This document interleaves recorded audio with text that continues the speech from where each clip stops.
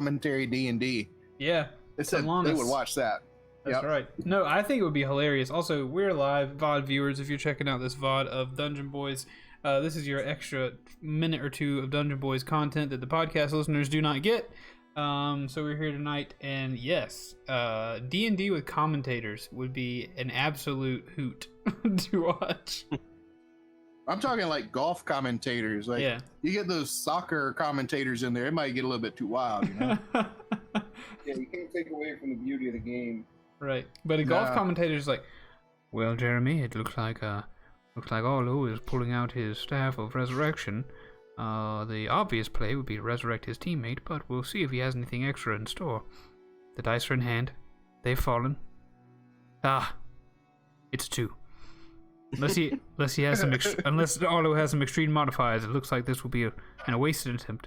We'll have to see what Jack pulls out of his hat to see if we can continue moving forward. That would be so entertaining, I think.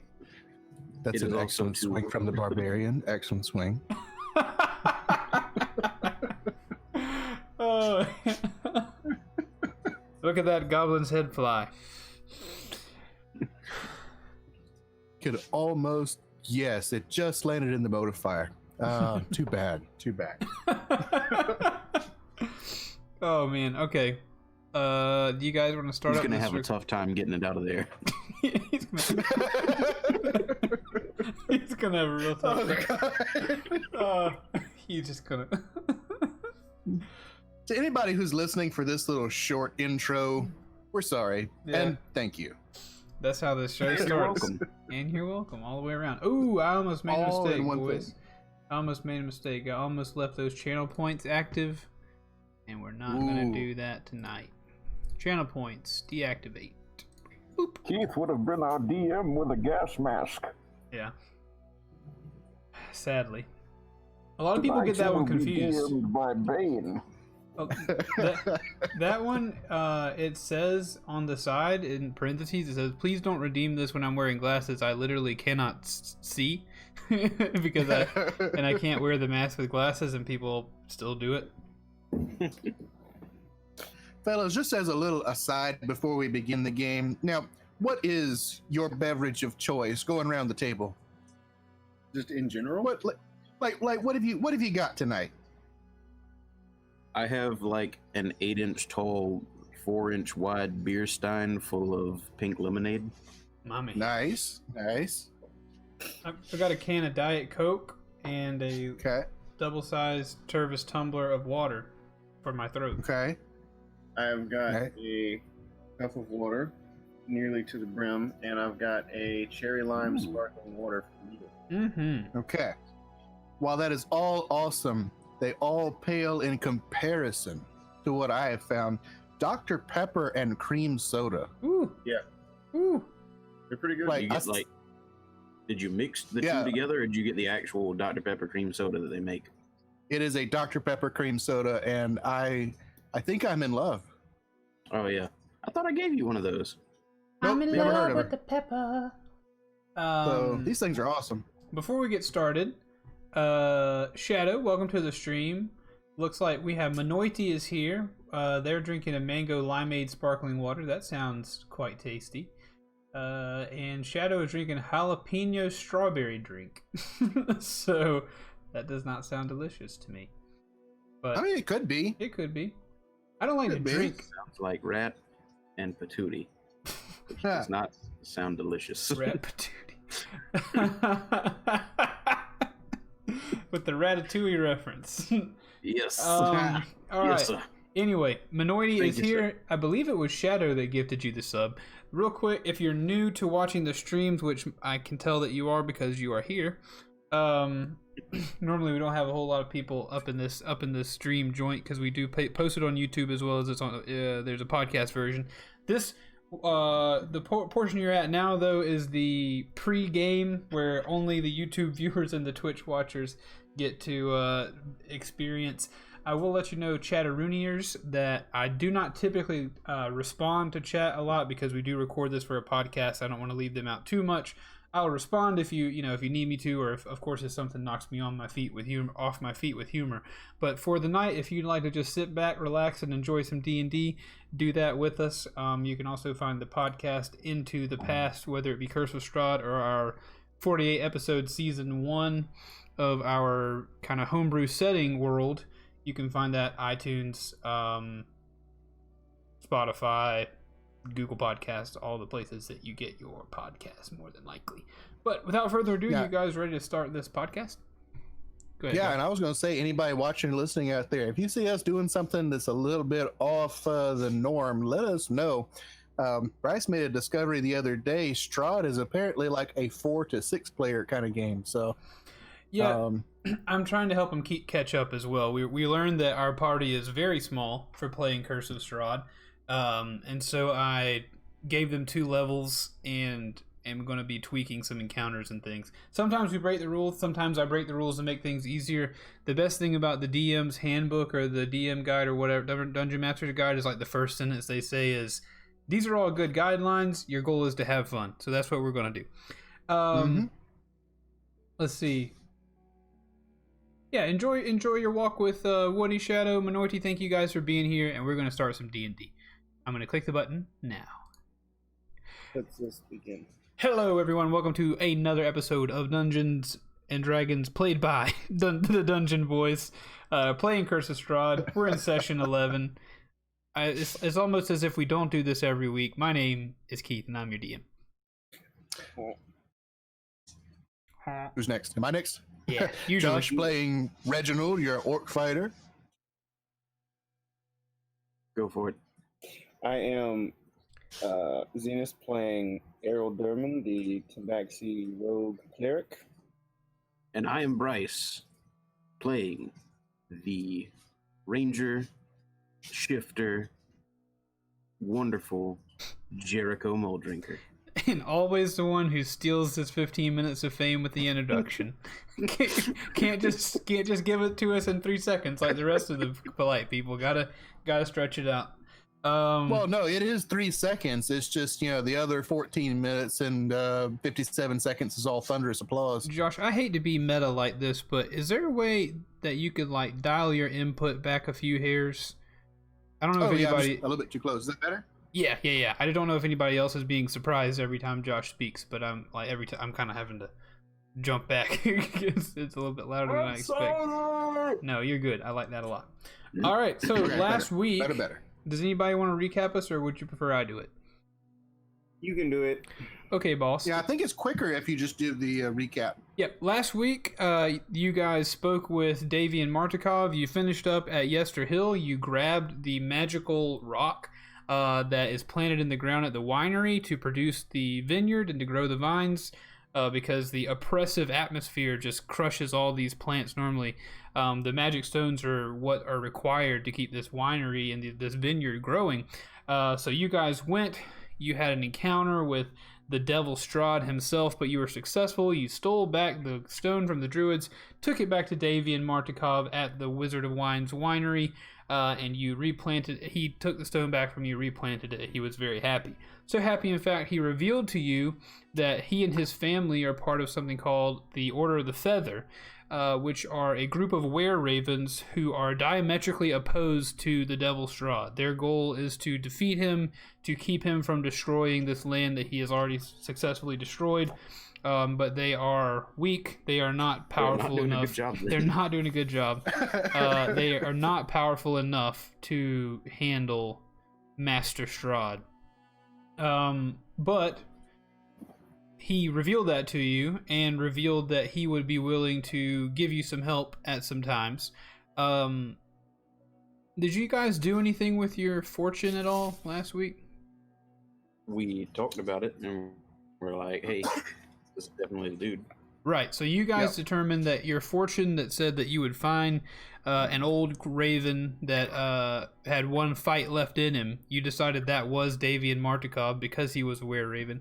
And you asked him if he would be willing to help you take the fight to the Devil Strahd, and he said he would do that, but he had to be sure that you had found a way to defeat him, because as of yet, no one has found a way to actually destroy Strahd. But Davian definitely mentioned that he feels the only way for you to escape this world that Strahd is in control over is for you to kill him.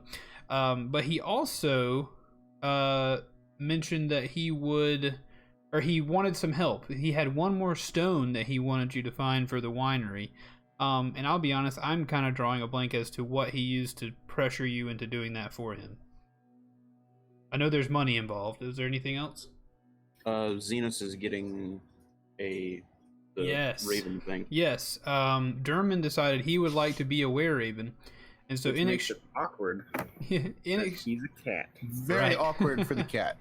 In exchange for some help with the issue of getting the stone back from a different group of evil people, an old hag out in the woods named Baba Lysaga, a very powerful woman who has the stone. In exchange for getting the stone back from her and bringing it back to the winery, Davian will turn Derman into a were-raven.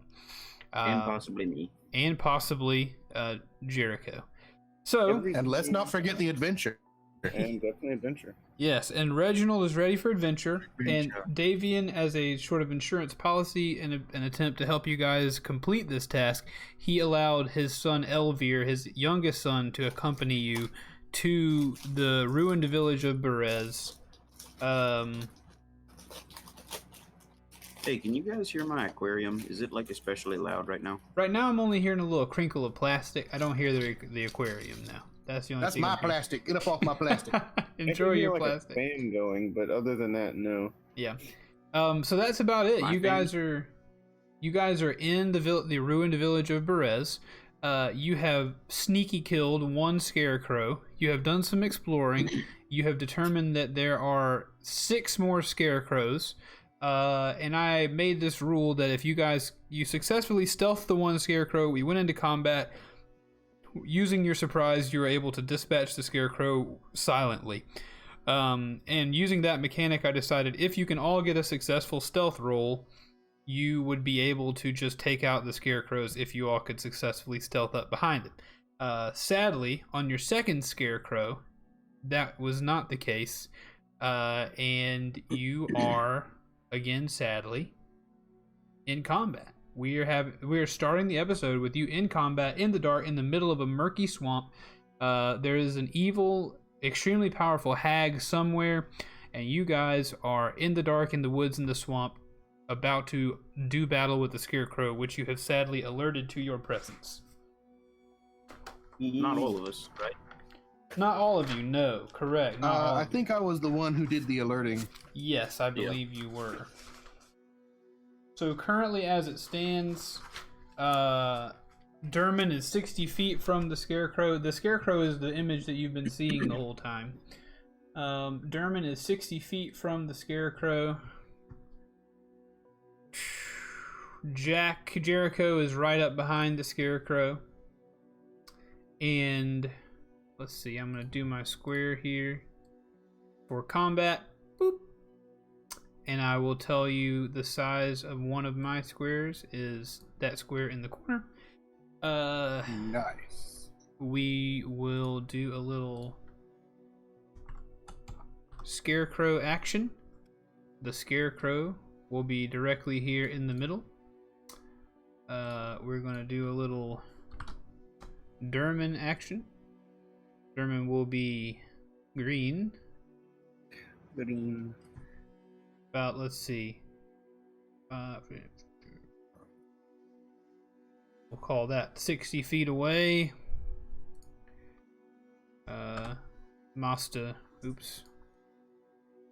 Jay will also be green. We'll just have green for players. Jay is going to be right up on him. And Reggie. Mr. J. Is on his way in. And then Elvir is also there, but it should be noted that Elvir is in raven form on the shoulder of Master Jericho. So, it's Floating. taken us a minute. It's taken us On a his minute. invisible. Yeah, because Jericho is invisible in the darkness. So yeah, you guys are gonna do battle with this scarecrow. I had the order. No, I have the old order. I need to roll initiative for this scarecrow. I do not remember my role, so that will make things difficult. Just if you don't remember it, go ahead and roll again. Okay. Yeah, I'm not sure what mine was either. So we're gonna set up combat. It's 4. Combat being the most tedious thing to set up. Probably should have done it before we started. Probably should have, but you know, I only think to do that one time. We've done it with one episode, and then from then on I forget to do it. Ooh, your boy Elvir with the natural 20, boys! As you all know, Hey, X-Men. I'm dating a lovely woman who was very thoughtful, very kind. Yesterday was our 3-month anniversary. She decided she was going to get me a nice new pair of dice for D&D. It's very cool. They're a like steel and like sapphire blue color, and it's really cool. Beautiful. The first roll on this beautiful pair of dice was a 1 My man! for initiative. So that means you and Jericho have to roll against each other. Well, can you crit fail on initiative? Is that a thing? Well, you both rolled a 1, so I guess whichever Yeah. one of your modifiers is higher can go +6 first. initiative. I've got a total of 4 technically. Okay. I've got a 4. Okay, so So I'm I'll roll again against Reggie, I guess. Well, no, because yours is a 4 and yours is a 4 and Jericho's is a 6, so we'll just call it Jericho goes first. Well, no, Reggie's got a 4. Oh.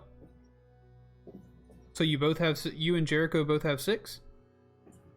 No, he's saying red. I initially rolled higher than they did. Okay, I'm not. So Oh, I'm okay, dealing with you- Derman and Jericho, on. who both rolled 1s. No, Josh was telling us what his modifier was. I think No, it was just a 4. you just rolled a 4. No, it was a 3 plus 1. Okay, Okay, perfect. yeah, so I'll and just go these after. equaled out to 4. So they did match. I'll just Oh, go okay. after Reggie. That's fine. Gotcha. That makes He sense. naturally got higher than I did, so we'll just do it that way, I guess. Okay. If you're fine with that. This is the D&D version of no, after you, sir. No, Yeah. no. So after Jericho, you. what did you roll? I rolled a 1, but I have a +6 to initiative, so Okay, I perfect. technically got 7. Perfect. So wow, all Leaps and bounds beyond them. very bad rolls for you guys. But that's okay. Look, if any of these rolls have to be bad, it's better that they're on initiative. All right, so good news and bad news. Well, there's no real bad news yet. Bad news, yeah, no, there is bad news. There is actually bad news. Bad Sorry, news, everyone. there is some bad news. Bad news is everybody got there quite sneakily, except for Reginald, whose weighty girth as a large orc boy crunched down on a stick in the swamp, and the stick sunk into the mud silently. But underneath that stick was a frog. And when the stick pressed into the frog, everybody heard of a frog Aw. trying to rib it, but impossibly doing so. And so the scarecrow turns around at Reginald. And his red eyes, his red eyes revealing to everybody watching, his red eyes lock onto Reginald. The other 3 of you concealed, getting a surprise round on this creature. So, Elvir is up first. And Elvir is going to use his multi-attack and try to hit this scarecrow. What is the AC of the scarecrow? The first attack will miss. The scarecrow, as it moves towards Reginald, gets out of the way of the one sword. The second sword will hit. And it will do... not so great damage. So Elvir, standing now beside Jericho, revealed, and not a raven, swipes his sword down to slash at the scarecrow once, slicing a piece of its straw and tattered clothing away. Now we will move to Jericho. Sweet. Okay, because this is the first round of combat, I get all my Gloomstalker bonuses. So, how far away is the Scarecrow? Ooh, actually, I think the Scarecrow is going to need to take his turn before you, Jericho, but he's still going to be, like, surprised by you. He doesn't see you coming, so I'm going to give you advantage on your stuff, but it is actually his turn. Anyway, So he's actually going to move. He's going to move towards Reginald, screeching along the way. Also, uncomfortable, screeching. I stepped on a fart. Screeching fairly uncomfortably loudly. One actually thing I need to look up real quick. Need to look up. Oh, Sean. He's going to move towards Reginald no matter what. Well, as he's moving towards me, I have that creepy, like, Jack Nicholson anger management, like, kind of nod going on. Like, yep, here we go. Nice. come on, boy. Get Come over on. here. Yeah. So, what's going to happen is he's going to attack with... He's got multi-attack too. Bring it, son. Dun dun dun. He's going to attack you with his claws. 2 claw attacks. Rolling first, a 12. No, sir. He will block away his claws with your shield. But what about an 8? No, sir. All right, so you are able to block both of his claws with your shield as the Scarecrow approaches you and is shrieking towards you. Now, Jackaroon, tell me your turn. Jericho, sorry. You have 2 J. Ooh. It's your fault. You have 2 J characters. I'm not sorry. Go back to I get them Medine. mixed up myself. All right, so now I get my Gloomstalker bonuses because it's my first turn in this combat. How far away is the dude from me? He is now, we will call it 20 feet from you. Sweet. I can move twice that. All right, I will move in and make a swing-a-ding-ding with my sword. Swing on his ding-ding. I get advantage because Right. invisibility and stuff. 17 to hit. That will, of course, hit him. Cool. D6 for damage. That's a 4 plus 4 is 8, and also an extra D8 of damage because it's my first thing. So that's another 4, so that's 12. And I'll roll another swing-a-ding of the sword. Okay.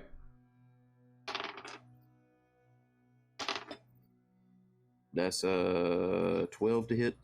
Okay. That will hit. Yeah, actually. Okay. That's 1 damage plus 4 is 5, but I also get sneak attack on this swing. Okay. So that's another D6 is another 3, so that's 8. And then extra attack. That's another 17 to hit. That'll hit. And that's 2 plus 4 is 6 damage. All right. So Nicely 6 and done. 8, 12. Nicely done. He is, after those several swipes, that was 3 total swipes? Yeah. 3 total swipes. Swish, swish, wash. Slice down his back. The Scarecrow is missing a lot of the straw that held him together, and he is not looking very well for the wear, and he is turned around to face you, Senor Jericho. Derman, you also will wait. have... Go ahead. When I make a weapon attack with a light weapon, I can use a light weapon as a bonus action, correct? I believe so. Is that impacted by using extra attack? I don't think you've used the bonus action yet. I know, but by using extra attack, does that change? Because extra attack falls under the greater category of action, and it's action, bonus action, and then you've got things you can do based off of that. So you've got 1 action and 1 potential bonus action per round. So you've got the opportunity. Yeah, I think we're good. Use my bonus action to swing my other sword. Nice. No. That's a 14 to hit. That'll hit. That's 8 damage. 8 damage. Oh, well, luckily you did that because swish, swash, swum, the scarecrow is dead before he could screech even for 6 seconds. He barely opens his mouth and runs towards Reginald, and you're able to run him down quickly and before anything bad happens. Nicely done. Don't they take half regular weapon damage? This one doesn't. This one was a meat scarecrow. Yeah. This scarecrow Much is scarier than the regular scarecrows, but less durable. Oh man. So I was like, Reginald was all lined up and ready for the attack. He got swiped at and everything. And he was lining up for that destructive blow to the scarecrow. Yeah. And all of a sudden it just collapses. He's looking back towards where Jericho's at. That one was mine. What's that? You didn't look at me. You can't see me. You look in my general direction. Your general direction. You ought to be faster than that. Oh, there's got to be some more scarecrows right here. If you want, you can have that thing just spring up from the ground with half its health and start attacking at random. No. It just becomes a whack-a-mole game at that point. You guys will benefit from my blunder this once. Okay. You will benefit for now. This particular scarecrow was it had a lot to drink. It was already kind of, it was in a weakened state. That's what it was. Right, of course. Yeah. Right. It makes sense. Devastating illness. Terminal diarrhea. Terminal diarrhea. Yeah. Yeah. Not good though. All right, so may I percept to see where more of these creatures might be, or do we have the map already? Yeah, you guys have the map that Elvier gave you. Check the Discord for the map. Scroll up a little bit, and the map is there. You just crossed off. There's an X that is being pointed at. There are 2 arrows from the word scarecrows. The right arrow is pointing to an X that you have removed from play. And then directly below U3, so if you go straight down from U3, there is an X kind of close to U2 down there, between U3 and U2. The closer one to U2 is one that you have just dispatched as well. Nice. Didn't we roll that we dispatched all but 2? I No. don't remember that part. Oh. No, that definitely did not happen. So I want to glance at the map. Hold on, one at a time. Go ahead. Josh. Nope, you first. So when we rolled to see if we could sneak up on each of them, how many did we get in that way? We got 1. So you snuck up on the first one and killed it with actual combat? Yeah. This was the next... And then you decided we could just do the roll to sneak thing. And but we got at least 1. Did you? I feel like the first one you tried was right here at the end, and it... Yeah, I thought this was the first one as well. Okay, maybe so. I think it was the first one you tried. I'm not trying to be stingy. I think I just remember saying that, and then immediately it was like, well, maybe not. Oh, yeah, because I rolled something, and I rolled a stealth, and it was like, nope, that completely did not work. It was like a 2. Right, but luckily, as you, real quick, Mark, you can listen or watch tonight if you wish. There's not a... There's some spoiler stuff going on, but not... I don't know if you'll hear anything that's super spoilery if you're trying to catch up. It's up to you, brother. Up to you. However spoiler... Yeah, we should be okay. How spoiler sensitive you are to this. It pleases me that you would want to listen. Let me find the folder with my images, because I want to show the viewers at home the map that we are discussing. Excellent. Whilst you are discussing said map, yes, I'm kind of thinking, we all kind of cuddled together and we were kind of eyeballing the map, like, okay, was one over there? Yeah, I think there was one over that way. I want to trudge off in the direction of the next nearest one. Okay.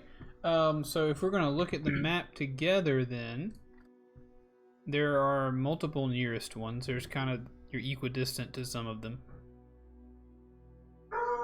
All right. Looks like Lizzie's home from the store, and the dogs are barking. That's great news. Okay, so does everybody know the one I'm talking about? Between U3 and U2, that X. Yes. Okay. Hmm. So there's one Yes. to your northwest. There's also one to your southeast, almost in the river. It looks like a little bit down there, close to a little piece of the river. So the option is yours. You can either walk closer to Baba Lysaga's goat pen that you found out was the place where she keeps her goats, or you can go northwest closer to what you believe to be her hut, and go that way. Either way, up to you. I believe we should go down. I don't think we should venture near Baba Lysaga's hut just yet. Well, yeah, but I mean, it seems where all the action is. I mean, shouldn't we be heading that way? Well, yes, but what are we planning to do? Do you want to just attack her as she is, or do you want to take care of her guards first? And, you know, I think you're on to something. I think we ought to take care of the guards, you know, at the start of this thing. Yes, I mean, they don't seem too terribly troublesome, but who knows what would happen if all of them were to gang up on us at once. Reginald, Eh? do you want to sneak around the other side of this? What is it? It's a manor. Yeah, Is this thing? this thing. Do you help want me to out. sneak around the other side of this manor? Because if we all go past that goat pen and you get spotted by them, I don't know what sort of bleeding they're going to let out. It could cause all the other scarecrows to come running. Are you implying I'm going to step on a goat this time? Well, it is You stepped possible. on a frog last time. Well, a goat's a little bit bigger than a froggy. And you're just a little bit bigger than we are. Yeah, And a little bit yeah, bigger than a goat. you might be on to something. Yeah, all right, point the way, fellas. I'll go my own way on this one. Well, would it You help can if I went circle with around. you? That way we each have a companion. That'll work. You could circle around the manor itself or just around the stone wall by that hut, assuming it's truly abandoned. Okay, so just because I'm actually getting confused as a player, which we're talking about going towards the one over there by U2? Yeah, Yeah, we're going down down to the one that's like in that hazy spot by the river. I guess that's supposed to be Nice. fog. Okay. If you pass right beside you two and you don't get a good stealth check, I'm assuming that you will be alarmed by the goats, or the goats will be alarmed by you. I mean, so I mean, I'd probably be alarmed too. you could either sneak all the way around the manor or go across down that road to where those huts are with the stone walls, and just kind of shield your visage from them. Hey, fellas, why don't we try this? Why don't you go on ahead, and once the attack begins, I'll come running up from behind. Well, work. I think we won't. I don't know if it'll be possible for all of us to kill the scarecrow. This is Elvier speaking, by the way, just to remind anybody who doesn't remember that Elvier, the Were-Raven, is with them. We'll need all of our weapons to kill the scarecrow. I don't believe any three of us could do it alone. So if we attack, we should all attack at the same time. I don't want to leave any chances, and also, if these scarecrows are alerted, I do not know how many of those shrieks Baba Lysaga will let go uninvestigated. It's a good point too, fellas. All right, well, I'll go sneak around the backside then. I'm going with Reggie, so I guess this is where we split up, eh, Molly? Sounds good. We'll I'll wait until you make the first attack, and I'll rush in and help. yes, that is exactly what I was about to say, Jericho. Excellent. So I'll wait here. we start walking off. I want to kind of lean down a little bit and whisper towards Thurman, "Hey, if he gets to sit on his shoulder, can I sit on yours?" I think I might die. You very well might, little man. You very well might. As you guys walk away, Elvier requests, Jericho, same deal. May I perch upon your shoulder in raven form? I thought he already was. Absolutely. Wonderful. Because he had turned into a human to fight the scarecrow. So he pops back onto your shoulder, and you guys head off towards the scarecrow. Reginald and Derman. Go ahead. I wanted to speak to Elvir before we cut away. You may. All right. Elvir, I know you were out tracking the scarecrows, but there's nothing else in this surrounding area, is there? Just like a shake of the head or nod will work. He hops off your back to speak to you. There's a little bit more.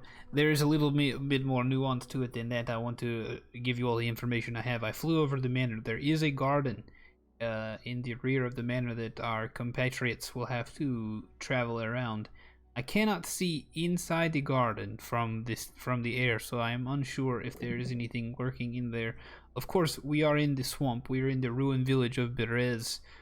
There are any number of swamp creatures that could befall us. I did not see any at this time, but I cannot tell you 100% that, some creature might not come out of the water, a giant frog, a snake, things like that. I don't want you to feel as though we are completely alone in the swamp, but as far as malicious,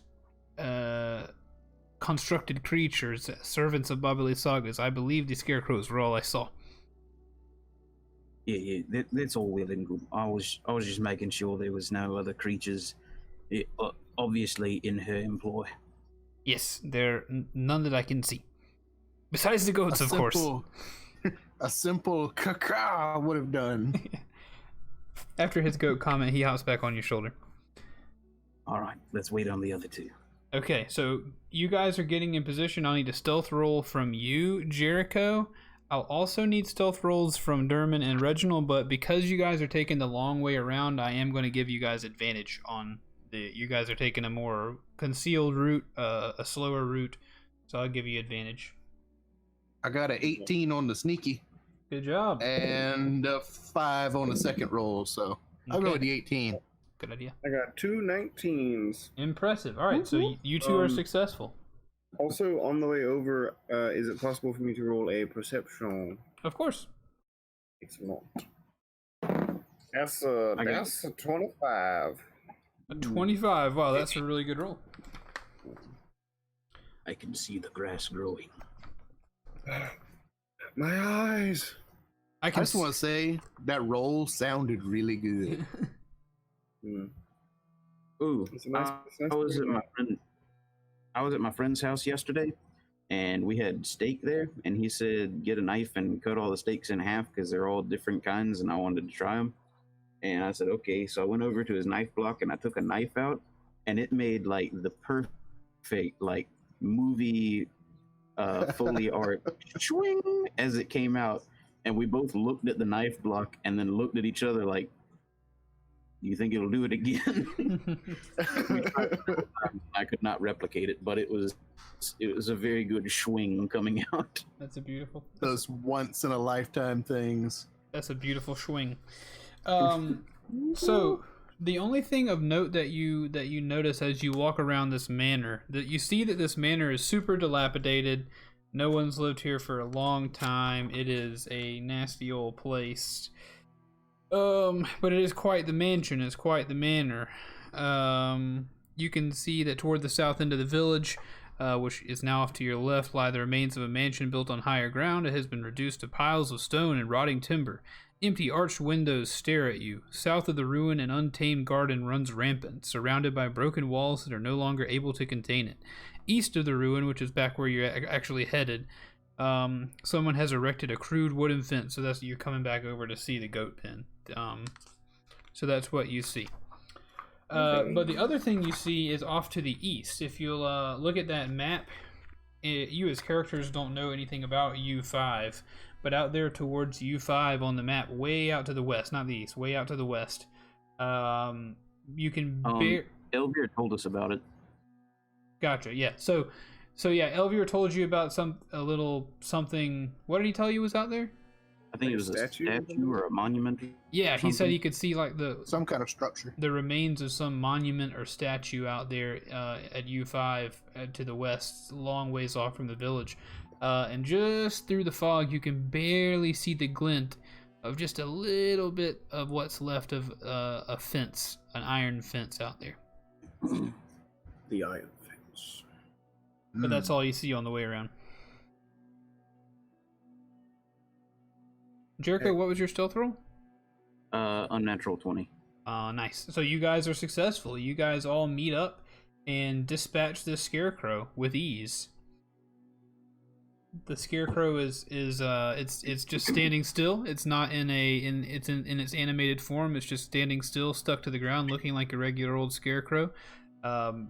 Jericho, you come up behind it, grab it by its mouth, and stab your sword through it. At the same time, from your shoulder, Elvir hops off of it and stabs the sword into its head.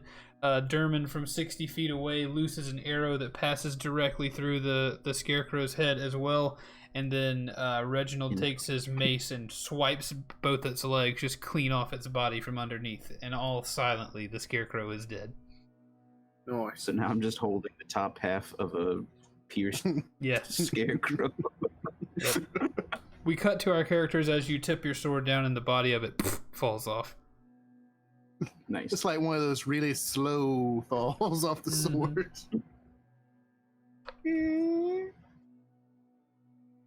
Hey fellas, I'm thinking that was actually pretty easy. 3 Yes, down. Yeah, that went faster than I thought it would. Well, yeah. Where's the next one of these little guys at? So we took out U4 last episode, right? You went and checked that out there. I know. Well, there the was one, nothing. I meant the one by U4, sorry. The one that's like right in the middle of those crosshairs of... No. You've killed 3 so far. I think that's where we're going now. Okay. So of all 7, you've killed the bottom 2, the 2 closest to you 2. Yeah. I know what it is. I just... That's the one I recommended we attack last Yeah, okay. time. And everybody's like, why don't we start from the bottom and work our way up? Now I remember. You Gotcha. good? All is well. You good? Cool. And the reason you hit the last one is because I think the stealth roll went bad, so you stopped at that one or something. But now we know there are That sounds familiar. 4 more scarecrows left for you to deal with. They're all getting progressively closer to Bobby Lasaga's hut. I think it doesn't really matter which one we go for first. We should I do. guess just circle around. Yes, we should be prepared for a battle. Should we alert one of them?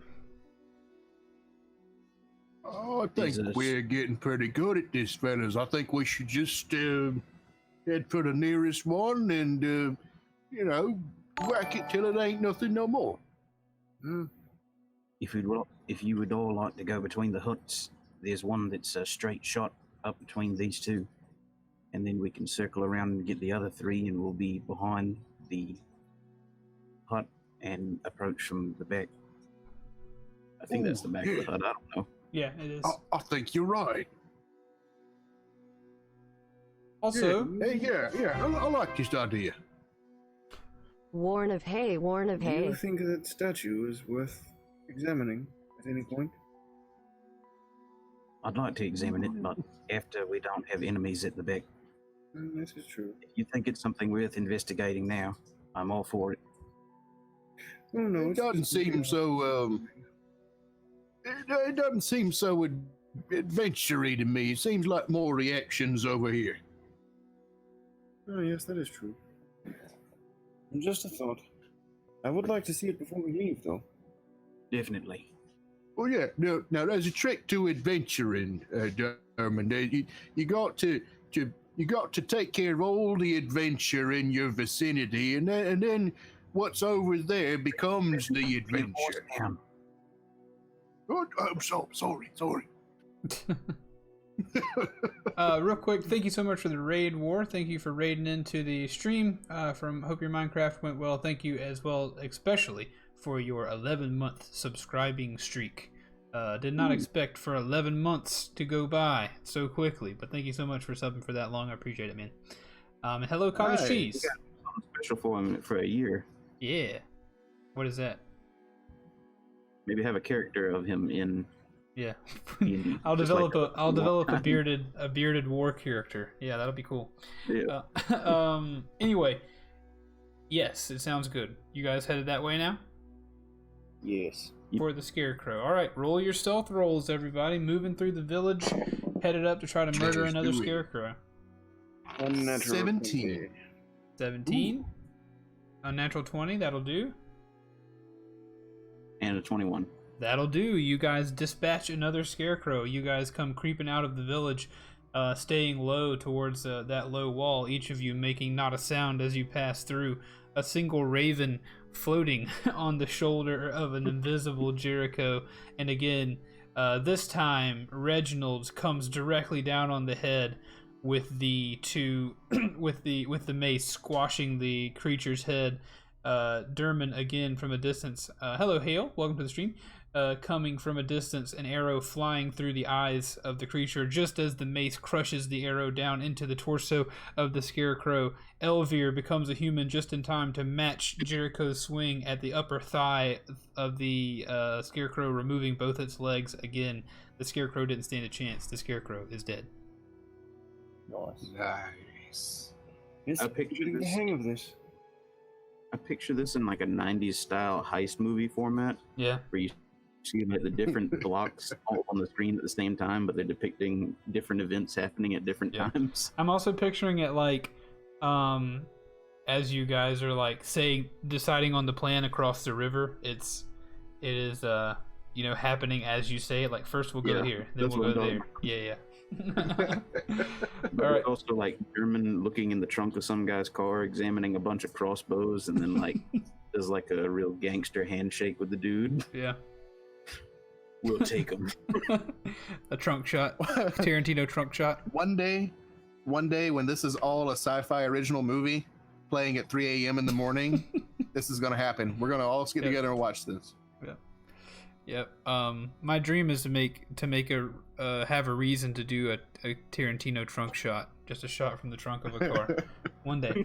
All right. So there are 3 more scarecrows left. There's no scarecrow left that's not very close to Baba Lysaga's hut. About 300 feet away from you, to your west, you can see her hut.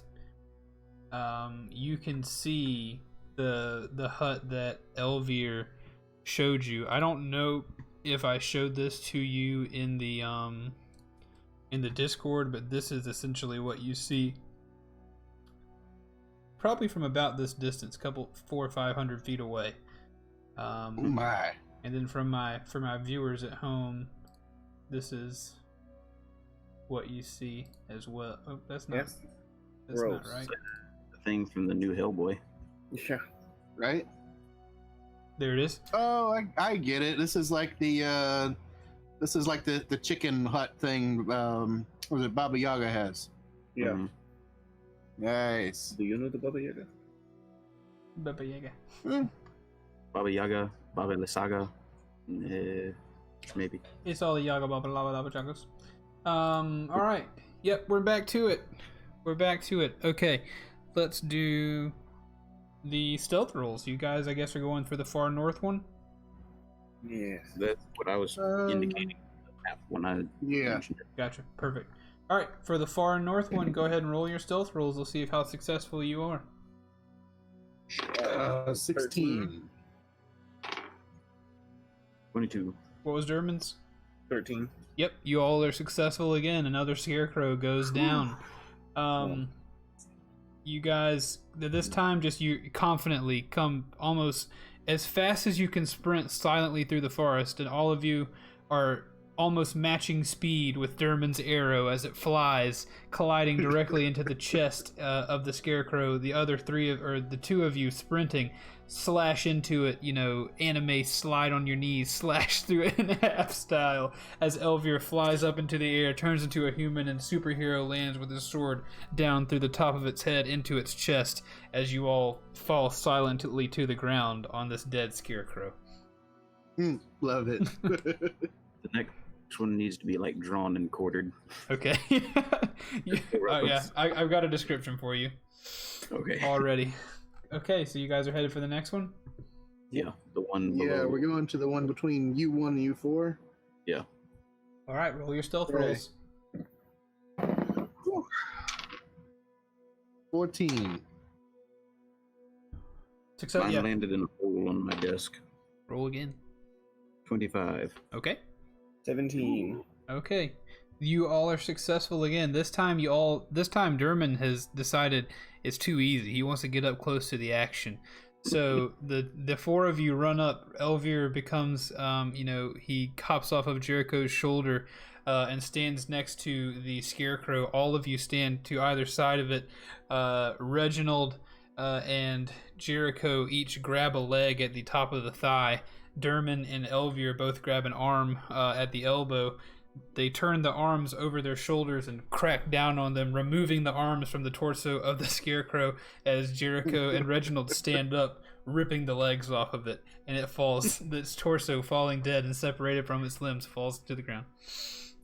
Starting to feel kind of bad for these guys. Don't I do not. don't look into why I might be making this part a little bit easier for you. Who knows? We'll see. That's what I'm kind of worried about. I only thought to say that just based on the facts at hand. I'm not actually doing anything like that. I just really sure. This saves some time, and nobody wants to see you fight 7 scarecrows. I think it's a lot more entertaining and fun to picture this way. You got to at least feel powerful sometimes. Yeah. All right, 1 scarecrow remains. Let's get him. Let's sneaky it. Roll that. Oh, baby. 23. A what? 23. Oh, I thought you said I got a 3. Okay, yeah, you're good.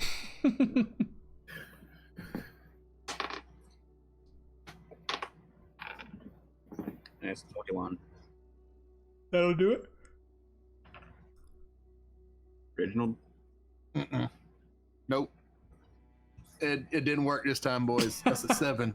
Oh. Well, Aaron. Nope. This time again, Reginald reveals himself. You guys got a little bit too cocky this time, but Rice, what was the thing about the frog? Bastard caught up with me? Mm-hmm. Yep. Stepped on him Same again. frog. Same Yep. frog. this thing, it happened again. All right, everybody, roll yourself an initiative. It's too good to be true. So 15. Okay. Oh, just a moment. 21. Wait. Hang on. No. That's 15. 15. So Reginald and Derman need to re-roll real quick. Well, mine's a 14 plus 1. Mine's a 12 plus 3. Okay, so it's still just 15. what? Okay. So I re-rolled. I got a 6. And a Okay. 1. Okay, so Reginald goes first. Jericho, what you got? 20. 20. Also, enjoy your lurk, Hail. Thank you for being here. Okay. This time, Elvir not doing so hot. Okay, so Jericho, you will go first to attack the scarecrow that you have advantage on attacking because it does not see you. Yay. Alright. Once again, this is technically the first time in combat, so I get all the bonuses. Gotcha. Cottage Cheese, there's not a full episode of character creations. Hopefully next time we create characters, we think to do something like that, because that would be a lot of fun. Oh, that would be pretty cool. Am I within running range? I got 40 feet of movement. Yeah, you're all up on him. Alright, cool. You're on him before Reginald alerts him. Alright, that's a 19 to hit. That will hit. Okay. That's 3 plus 4 is 7 plus another 7. That's 14 damage on the first hit. Okay. Another swing is a nat 20. Okay. Hold on. Let me do my math real quick. Yeah, a nat 20 will of course work.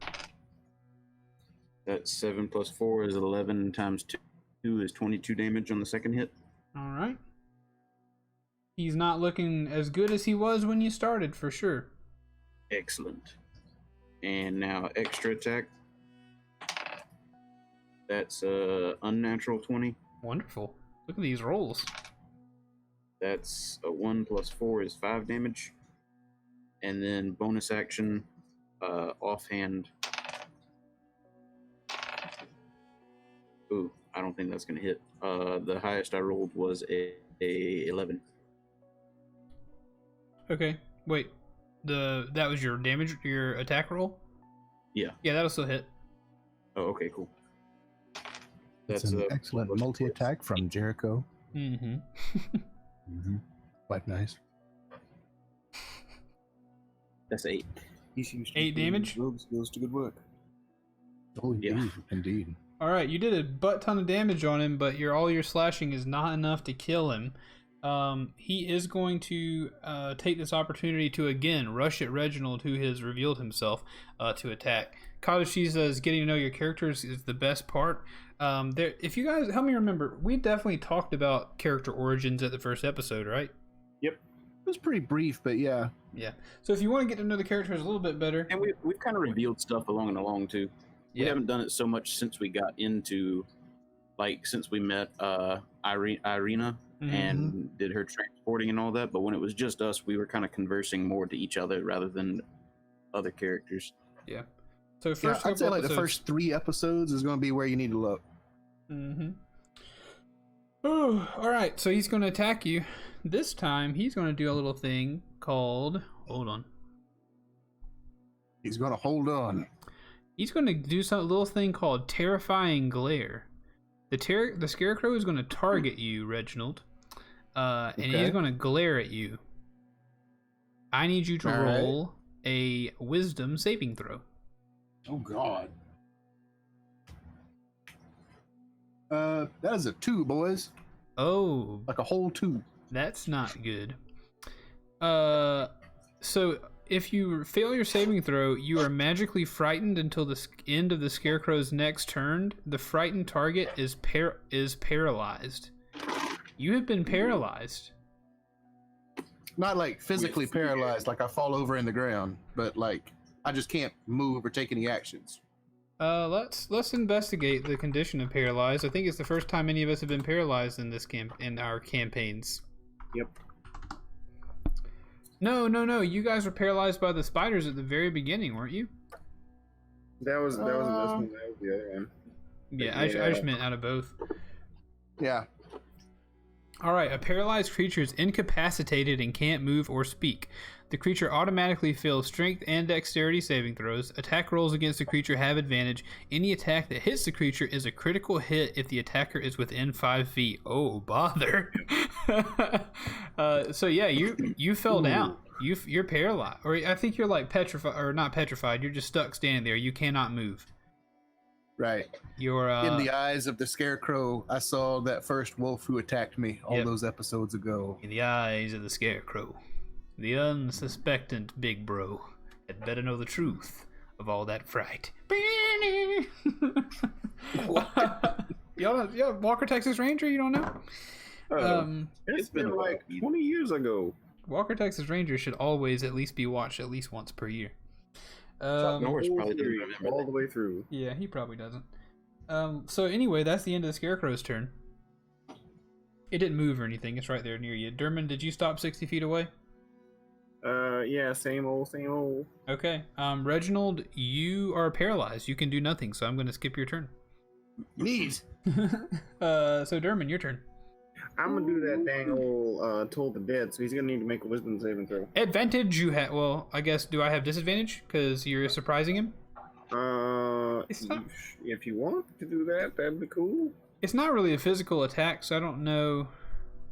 No I mean, one's. it makes noise, so like the bells could surprise him. Yeah, I'm down with that. I'll do disadvantage. And you said wisdom saving? Yeah. Wait, it makes noise and we're trying to be sneaky?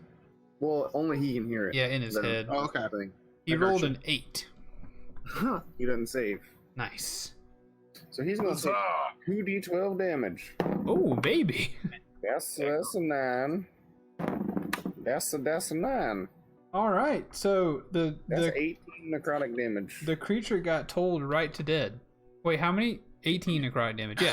This creature got told right to dead. He stared at Reginald, and Reginald just froze like a cat stepping in water. When they sometimes freeze, I guess. Sometimes they don't freeze and they jump and run away. Give me a break. This is hard. But the scarecrow just melts into that purple sludge from last week. Just purple, nasty scarecrow sludge that leaks onto the ground. The scarecrow didn't have a chance to shout or anything, so you all remained the quiet. As soon as that happens, I kind of run over to Reggie and like snap my fingers in front of him. Reggie. Yep, and as the scarecrow dies, he's coming out of it. He's no longer frightened and coming out of his paralysis.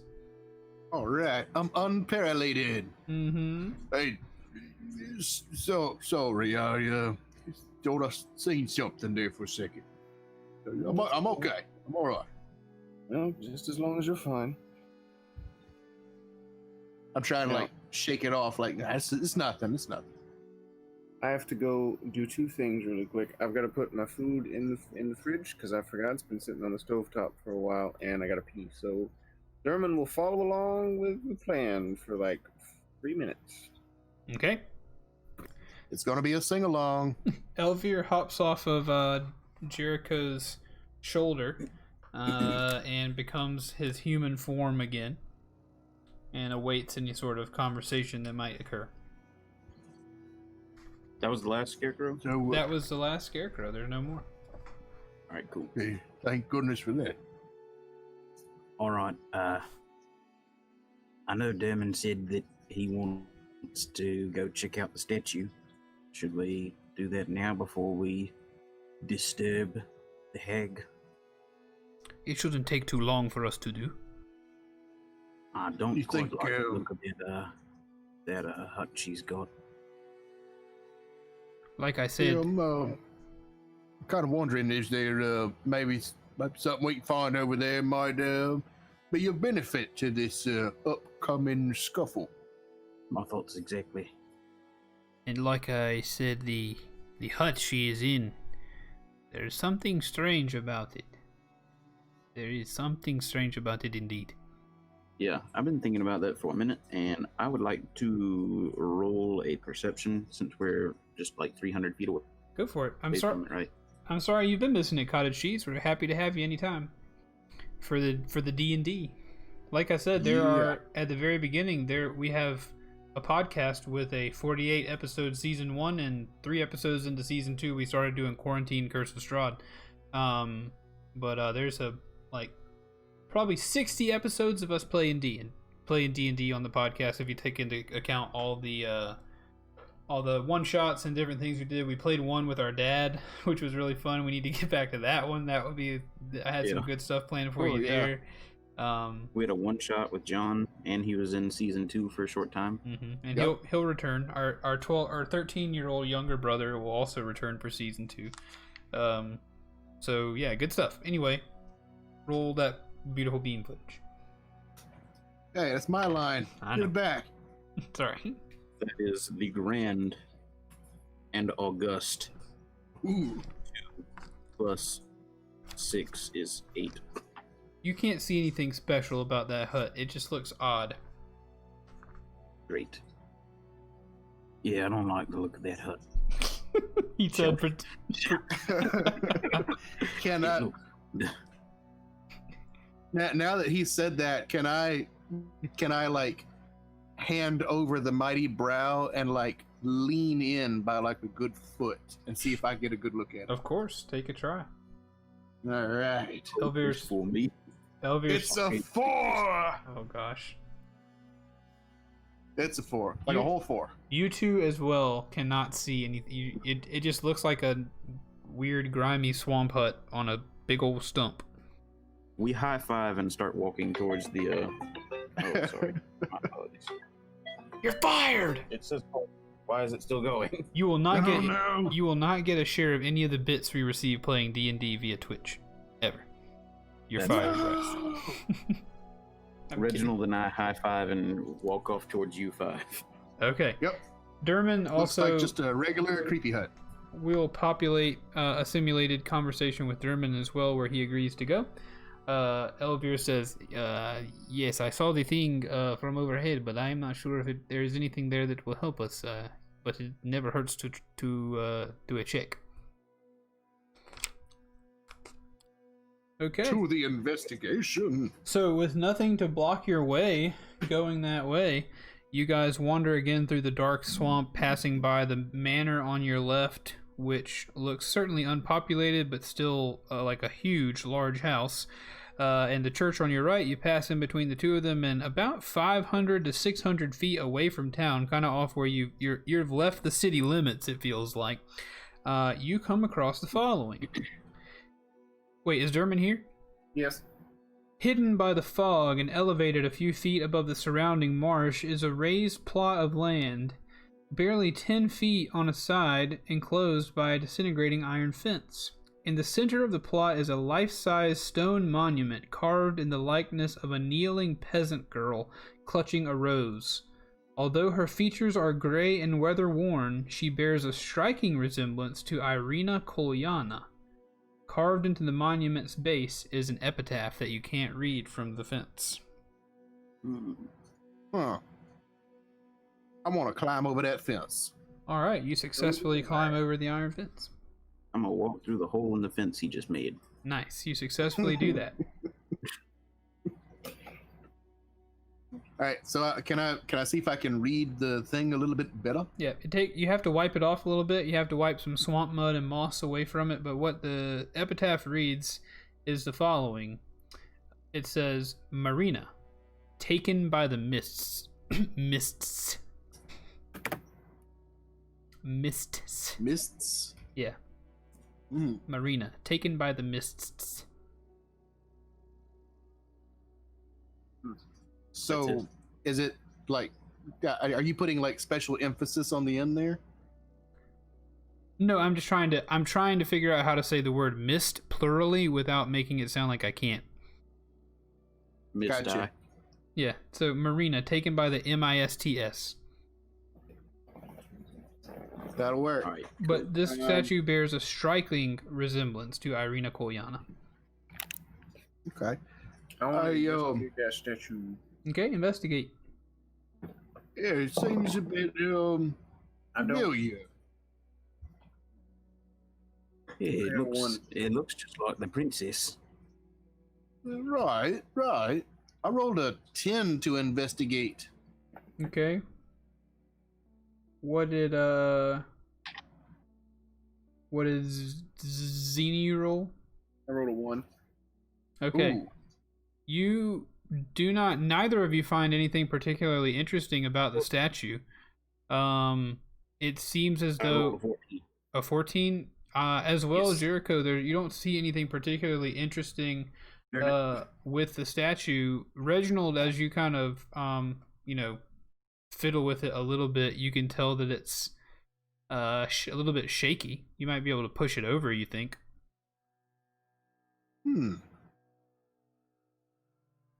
No asking, no doing. I'm gonna see if I can give it a little shove. Need me to roll something? Sorry, what did you say you were going to do? I'm gonna give it a little shove. Like, not trying to like heave it off the pedestal or whatever. Just try to give it a little shove, see if it's gonna move. Yeah, you shove it with your strength and you tip it. You tip it up and you can see underneath it. There doesn't seem to be anything under there, but it does move. Nice. Hey, fellas, you think I should just go on ahead and remove this? I'm always up for new treasure. More adventure. Doesn't look like there's anything under it. It doesn't seem adventure-y, but I just want to like, because this is a statue of a woman just standing up, right? Mm-hmm. All right, I'm just going to like bear hug both arms around it and just lift the whole thing up. Okay, roll a strength check for me. 19. 19. You successfully are able to lift that statue off the ground. Yeah. Wow. Anything under there, boys? Some dirt. Yeah, that's about it. Just dirt. Oh. All right, I'm putting it back down. Cottage cheese. We may play other RPGs, Call of Cthulhu or something like that.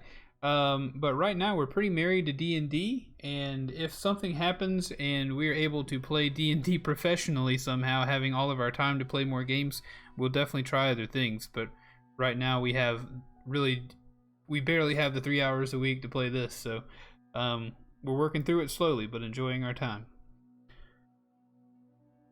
Okay. So I'm putting that old statue back. All right, perfect. All right. And it didn't seem all that fruitful, fellas. No, certainly not what I was hoping for. Yeah, sadly. I guess that leaves only one thing in this area. Well, there's the mana and all that, but I think we're just beating around what we're supposed to be getting to here. Yeah, so it would Well, I'm just glancing at the map. In that manor on its way back to the main course, so to speak. Yeah, it is. If we want to check it out on the way, we can. Or if we want to wait, that's fine as well. Oh, we might as well glance at it. Demon? Yes, I agree. Very well. Lead the way. I'm gonna lead that way. All right, you guys head over that way, and you find yourself at the front steps of the mansion in the town. It is a large mansion. It's got a big French doors on the front, big stone steps walking up into it. Just picture a big stone mansion, and that's what you're looking at. But it's dilapidated. Windows broken out, empty archways where glass used to be. You can tell that things are rotten. Anything that's made of wood is either barely hanging on or completely rotted away. You can see through several holes and cracks in the door into a dark, void of a room on the other side of it, etc., etc. Rotten mansion. Using my incredible strength, I would like to investigate through one of the windows. Like hop in? No, just look inside. Oh, you look in and you see just the rotted remains of furniture and decor. Like all the chairs and things are broken and fallen over.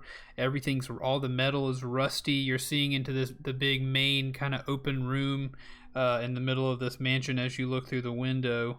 But it just looks like an abandoned mansion for when you're looking from the outside. Any, I guess what I'm looking for, any portraits, tapestries, things like that with the likeness of persons? No, you don't see. What you saying? You're looking for tapestries? Tapestries, portrait, like anything with a face or something. Like I'm looking to see who used to be here. It looks like a fairly. Honestly, it looks to see a little bit like the mansion that you went into, where Irina and Can you guys remind me the other guy's name from Barovia? Ismark. Nicely done. Irina and Ismark, their mansion. It looks like this would have been the burgomaster's mansion of this town. It looks like it would be the person who presided over the government here. I go in through the window if it is open. Yeah, it's open. I go in. All right, you hop in there. Does anybody else follow, or is it just him? I'm still looking through the window. Okay. Elvir says, "My job is to protect you. I cannot allow you to go in there alone." As he hops through the window as well. Cool. I want to roll perception, please. Okay, roll that perception. And I'm just you see anything in there? Like I'm just kind of slowly moving forward in whatever direction will take me deeper into the mansion. As well. That's an unnatural 20. Okay. I will tell you what you see. A ghost takes shape in the fog, assuming the form of a giant of a man, his features mutilated, his entrails hanging out like frayed ropes. Despite its intimidating presence, the apparition has a cringing light in his eyes, and it says, "Why do you invade my home? Begone! I beseech you!" I'm sorry, I didn't realize anyone lived here. I'm stuck here. Begone! Begone from my mansion! You are stuck here? Is there a way we can help? We tend to do that sort of thing.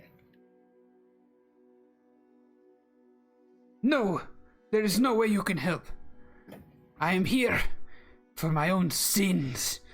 I am trapped in this realm for what I have done, and there is no way you can help me from here. What did you do, sir? No! Begone! Begone, please! You must be gone. Be gone from my mansion. And take a step into the thing. Toward him? Closer to him. Yeah. Okay. Just a single step. Do not come any closer. If you threaten me, I will have to dispatch you. I'm not trying to threaten you. I'm trying to get answers to my questions. I am trapped here for my own sins. Can't you... You have your life. Take it and go. You need not be here. Well, you need not be here either. I want to lean back away from the window a little bit and softly whisper towards Jericho. He's talking with the dead man in there. Should we you think we ought to go in? Yeah, he's a cleric. He's more suited to do this sort of thing than we are. And also, I've been paid to deal with any ghosts. I'm dealing with a hag. Doesn't he's already dispatched. I mean, not a whole lot of adventure there. So, right. Shall we should watch? be prepared to help, and also be prepared to wait. And always prepared to help and or wait. Yes. Elvir leans over to you, Derman, and he says, "Derman, I believe this is the last burgomaster of Berez. I believe this is Poo Jones. not Poo Jones. I believe this is Laszlo Ulrich, the last burgomaster here." Laszlo Ulrich. "How do you know my name?" Well, I was, a native told me. Oh, was it you? There! Yes, Mr. Ulrich. I have heard stories of you. Yes? Well, what have you heard? I've heard you killed your daughter to save her from the devil Strahd. And as he says that to him, the ghost of Laszlo Ulrich looks down dejected into the floor, as his floating form, lowers itself even lower than it was floating before, almost as if he were now standing on the floor in front of you. I have a question. I pull out the letter that I have. That one... Hold on. The one that describes the adopted daughter being bitten by a vampire, the one from the corpse. Mm-hmm. I pull that out and I ask if he wrote it. Like, I show it to him and I say, "Excuse me. Did you write this? Did you send for help?" No, I did not write this. It is not my letter. Well, that was a dead end, I suppose. Well, did you kill your daughter to save her from Strahd? I did. I loved my daughter. I loved her. You must know I love my daughter. I believe you. Strahd became obsessed with her. Obsessed with her to the point that he would come here night after night, seeking her, until eventually she succumbed and allowed him to feast on her blood. So, knowing that because Strahd wanted her eternally, he was obsessed, and he would turn her into a vampire and damn her for all eternity. I did what I had to do, and before he got the chance to turn her, I killed her, so she wouldn't have to rot eternally in whatever hell awaits those like Strahd after this life. That was noble of you in a way. He scoffs. Noble! Killing your own family is the last thing that noble could ever be. I'm a wretch, but I figured I could become a wretch if she didn't have to suffer. Is that not nobility? Sacrificing yourself for the ones you love? Whatever name you put on it, it doesn't matter. Strahd has cursed me to be stuck here. And how has he done that?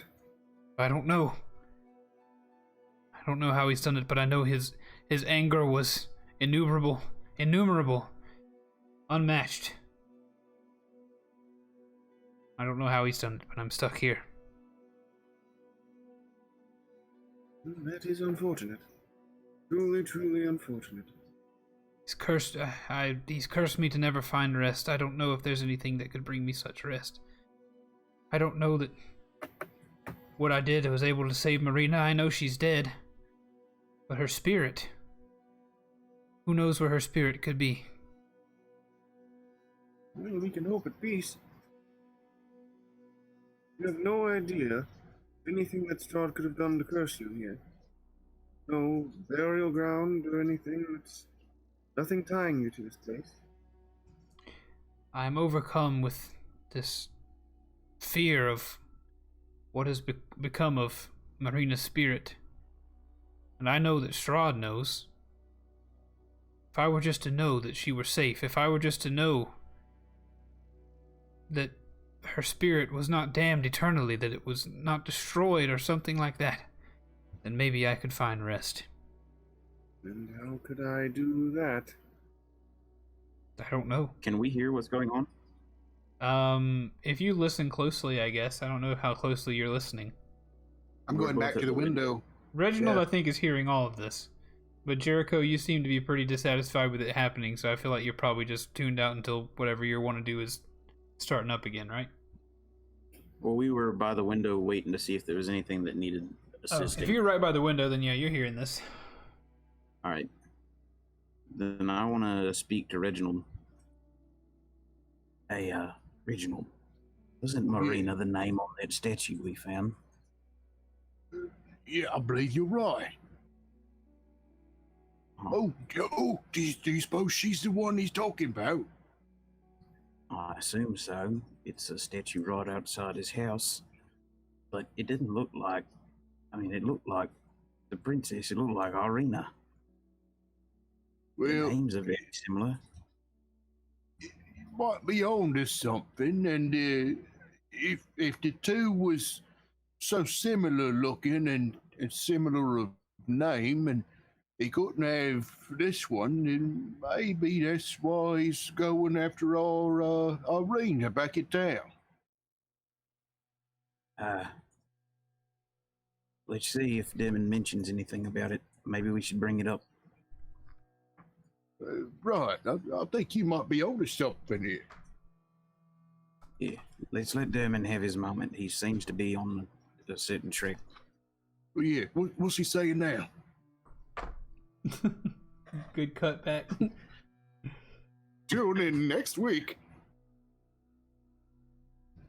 That was the cutback. I'm going to. My plan was to mention the statue. I'm not just. Yeah, just sure, about that's fine. They had said it. So, got that mucus. Did you erect that statue out there of your daughter? Yes. Before I died. Where did you lay her body to rest? Deep beneath the statue, of course. It was her headstone. Well, then it is. We went over there and we looked at it. I doubt anybody's been there to mess with it in quite some time. That's you're speaking of her body. My concern is with her spirit, her soul. And what power does Strahd have over a soul?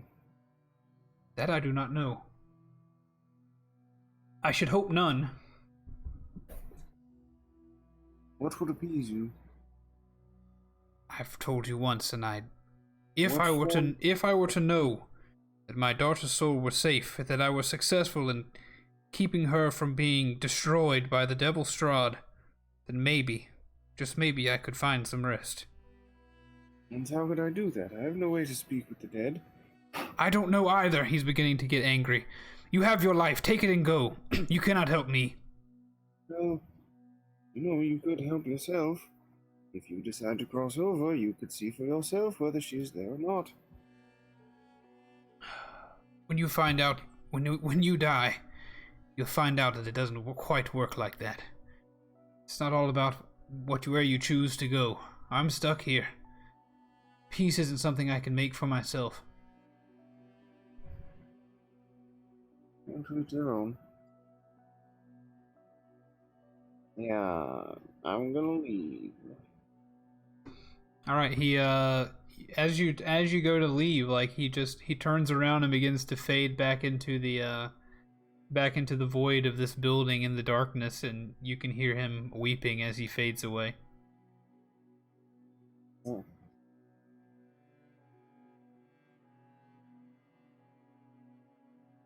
What's the? You going back outside? Yeah, we'll go back outside. What's the name of our companion again? Elvir. Elvir. Elvir, do you know of any way to see the dead spirits, whether they're safe or not? There are theories about Barovia and about what has happened since Strahd has closed us into the mists. Or his evil has closed us in, however it has occurred. There are thoughts and theories about the soul and about things of the soul, things of the spirit, things of the ether, the beyond. I do not remember, but I know that there is a concern for the souls and the fact that souls are unable to leave here. Some say that they are recycled. That some of us have souls and some of us do not. There are quite wild theories about all of it. I am not sure how much of it I think is hogwash and how much I think has the truth. My father might be a better one to discuss these things with, for I do not know how much else I have of value on the topic. I admit I did not pay as much attention to those things as I might have others.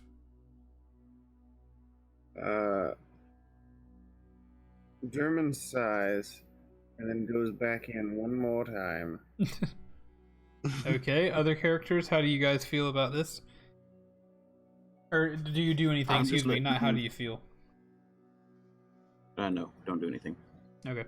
I'm not taking my eye away from the window. I'm just kind of like, just the reach out and like slap him on the shoulder kind of thing. Hey, he's going back in. He's going. What? I thought he was coming out. Right behind you, he says, or Elvir, right behind Derman, Elvir says to the two of you, like, I suppose we're headed back in, as you say that. And he goes behind you. Sorry, go ahead. Well, hurry it up. I'm not too fond of Derman's methods, but I'm not one to stomp on what people are trying to do. If he's got something he means to do here, I'm gonna damn well let him. So this is kind of like adventure? Yeah, it's like adventure for clerics. They have sissy adventures, you know that. Oh God, yes. Yeah, this is of course, but I don't know. It's just not very adventurous. Well, I mean, it might get adventurous. I mean, the fella might, start stabbing at him or something. Reginald, Right, there's a hut right. on legs over there. We'll get to it. Well, yeah. Just watch. I want to go now. All right, cut to I'll go back to Derman. watching through the window. Yeah, cut to Derman. I call out for Ulrich. You hear the weeping cease, and he turns around. He fades back into your view, and he's, "Have you returned so quickly to mock me?" Well, no, I did not come here to mock you. I came here because an important bit of information was just given to me. Elvir leans over to you and he says, "Nothing I've told you so far is fact. But do as you will."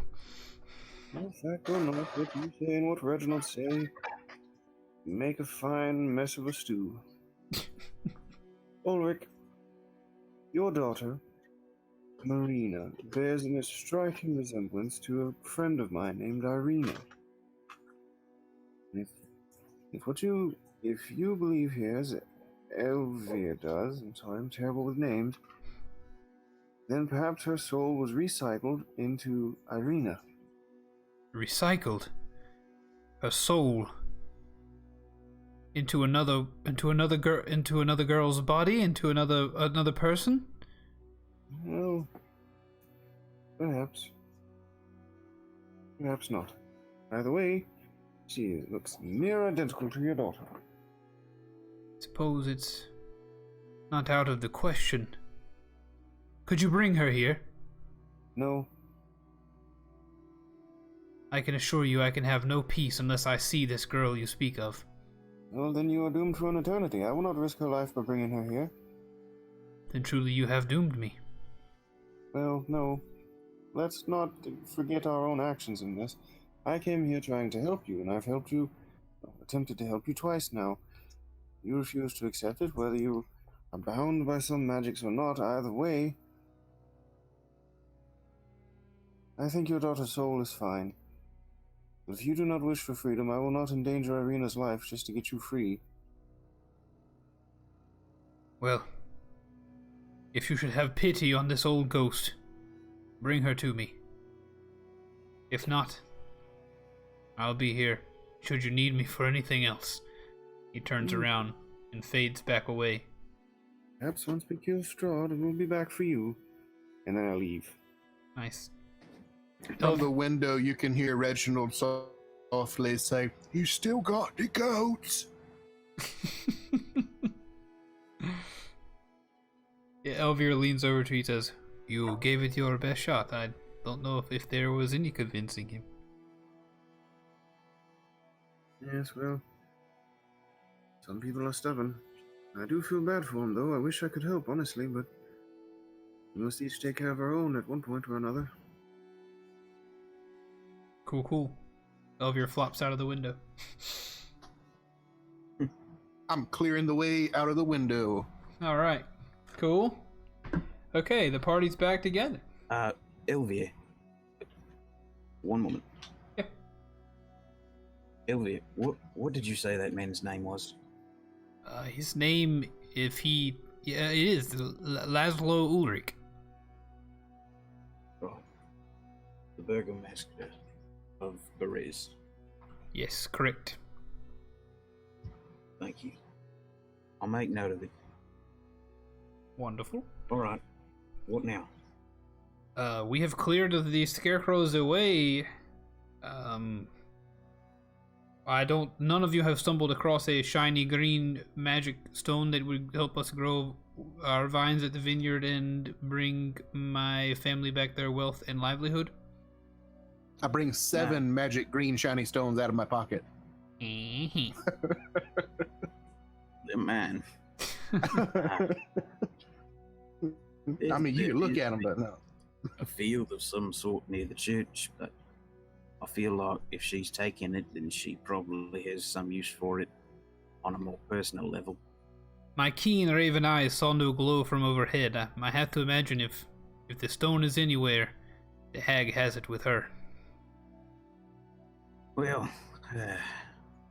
I guess we got one choice left then. Who the hell knows, she could be incubating it with her dark magic. Reginald's like hopping up and down like a little bit, like, it's time, come on, boys, come on. Reginald, lead the way, I suppose. Oh man, I should have. It would be my pleasure. I probably should have appropriated a lozenge for talking with an old hag tonight. Hey Tef, welcome to the stream, brother. Thanks for being here, my man. She's the one old hag who has not inhaled sulfur through a cigarette This old for hag. her entire life. This old hag talks smooth as butter. It's like Bob Ross with the aforementioned lozenge. Yes. Ooh. All right. Everything's happy little trees. So you guys are No headed. scarecrow over here. Are you guys headed to the hut?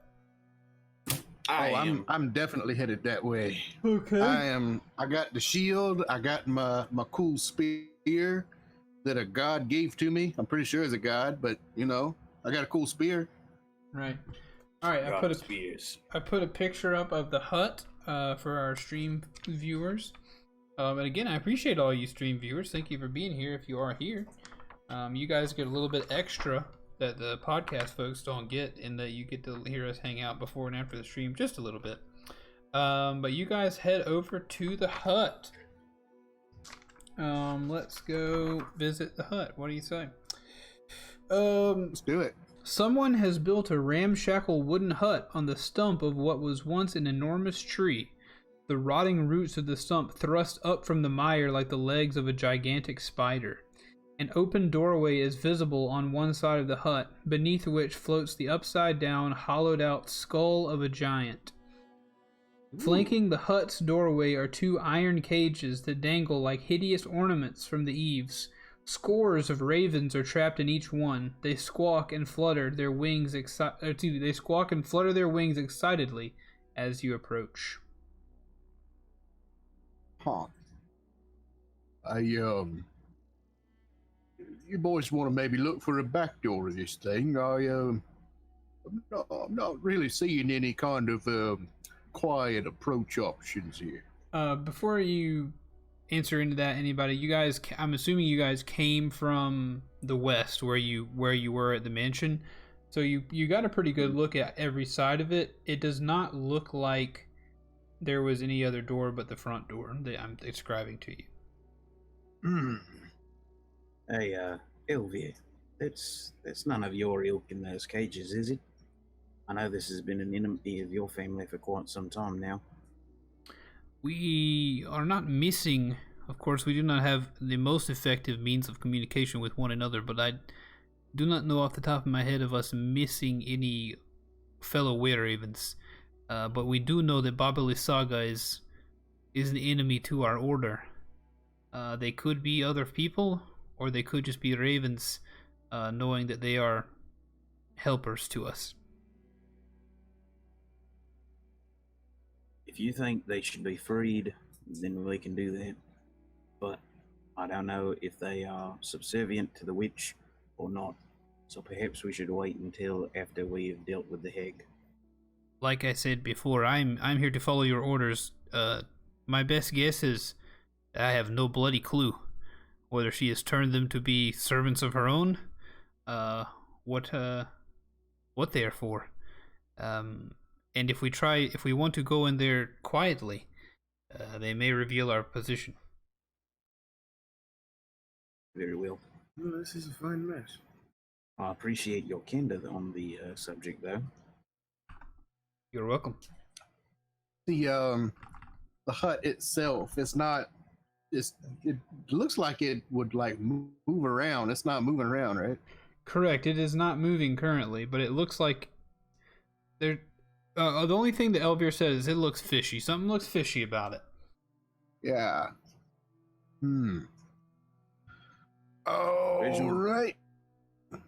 With those crows out there squawking and making a mess of every sound that we could try to make, I don't know if we would be easier stealthing by, or if they're normally quiet and now they're squawking because they see us.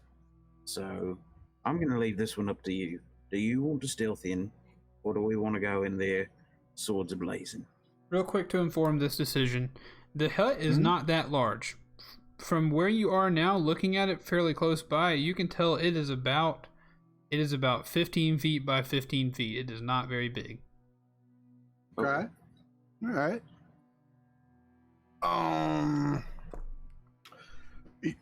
You know what? I mean, we've all been for sneaking around and everything, but I just don't see you sneaking into this thing. I think we ought to just charge in there and just take care of business, as quickly as possible, as to avoid any prolonged confrontations. It would be easiest for me if we lured her out in some manner. Do you have any ideas on that, Dermot? Reginald? Well, if the crows are truly her allies, then we could have them squawking. Perhaps she'll come running out. Or we could fall back on a tried and true method and just light her out on fire. That'll work. Also, let's try throwing a rock at it. I was just thinking the same thing. You said let's try throwing a rock at it? Yep. Yep. All right. I'll tell you what, man. I'll tell you what, fellas. Let me find a big old rock. Why don't you find you a good hiding spot? Work for you, Dermot? Yes, that sounds perfect. No need to waste any fancy magics on a job a rock could do. Yes, I agree. Do I find me a big old rock? Yeah, you find yourself a big old hefty, easy to be thrown rock. You guys are in a hiding place. Right. As long as it's still dark, I don't need a hiding place. I'm still obscured. Right. As far as I know, she might. I'm only invisible to dark vision. I'm not invisible when it's dark. I'm invisible to dark vision. So if she has like witch sight or devil sight or true sight, she can see me. Understood. Gotcha. Okay.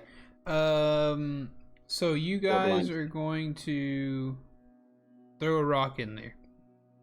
I'm gonna chuck it with as much force as possible, right through the front door. Right through the front door. I need you to roll. How far away from the front door are you? I don't know, like 3 feet. I don't know. How far are we? I mean, so there's like a big skull right in front of the front door, kind of like right near it. It's large enough for a large woman to ride in. So you're like go up there towards the skull. That's an ominous statement right there. That is an ominous statement. Yeah, well, it ought to be. So you're gonna go up close enough to that thing to chunk a rock into the. I mean, let's say you're 10 feet away from the door, I guess. Or you want to be farther? Sure. I'll get a little bit farther than that. 20, 30. Give me some numbers. I'll tell you what. Yeah, I'm gonna get like as close up to the front door as possible. I'm gonna chuck that rock, and then I'm gonna run underneath the building hut. Okay, I like it. All right, roll. No other cover. So. Roll a ranged weapon attack. So I guess roll. I would like to roll stealth before this happens. Yeah, roll stealth if you guys want to stealth up. Just natural 20, baby. Tell me where in relation to this hut you guys want to be. You are stealth though, of course, Dermot. Like if I'm facing the door, I want to be to the right of it, back about like 20 to 30 feet in that range. Probably about like 25 is a good zone. Okay. And I rolled a 20 for stealth. I'd like to be front and center on the front door, about 50 feet out directly. Okay, cool. You guys remember your placement. Reginald, roll that. At this point, Elvir is going to. Elvir is in human form near you. He's just going to hang out with you guys, so he's going to roll a stealth roll as well. He is successfully stealthed as well. So he is going to hide nearest to where you guys are at, kind of in a spot nearby to you. So as a tavern brawler, yep. Improvised weapons I get proficiency with and everything. I'm trying to calculate, okay, well, what's this roll going to look like? What do I need to add to it? Fellas, there's no need. It's a nat 20. Nice. It's a nat 20. You It's a stupid, 20 plus 7 if you want to be real funsies about it. you So. stupid turkeys. Oh, nice. Let's see what happens.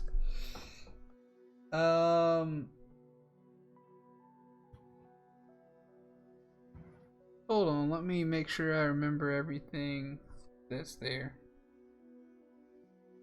All right, so just visually, I'm taking this big old rock, Mhm. RAWK, Yep. and I'm gonna hurl it as hard as I can at the front door, or if there is a lack of front door, into the building. And then I'm grabbing my spear off my back, and I'm rushing shield and spear underneath the building. Okay. So you successfully chunked the rock right into the building. Nice. Uh, Well, that's it, everybody. Good night. you chunk the rock right into the building, and you hear from inside the building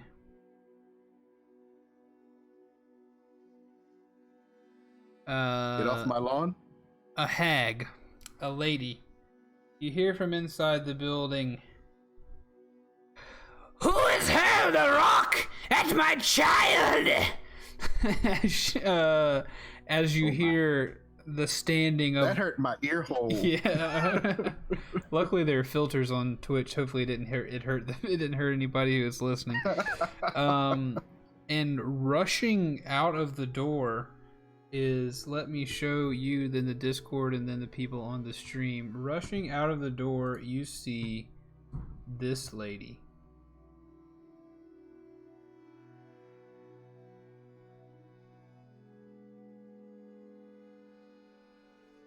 Misko, did I ruin your eardrums? Hopefully not.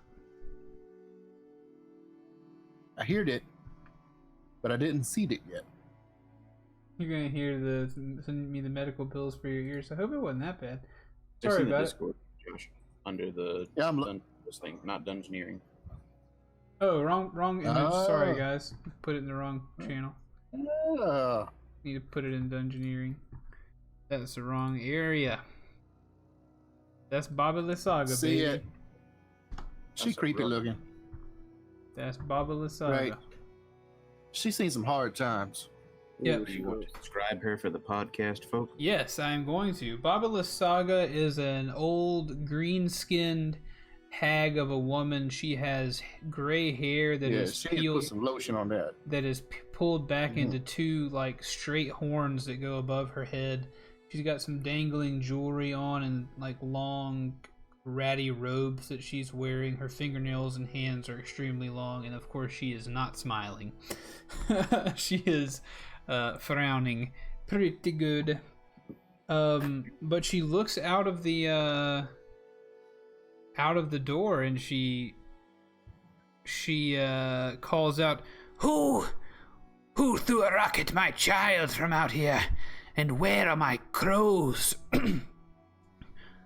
And she does that as she's looking out of the way. Did I successfully scamper out of her sight under the building? You are currently under the building, but I'm gonna need you to roll a little stealth check. And you better roll Right. good, cause she be looking. I'm trying. I'm trying. It's a 16. Is that good enough for you? We're about to find out if it's good enough for me.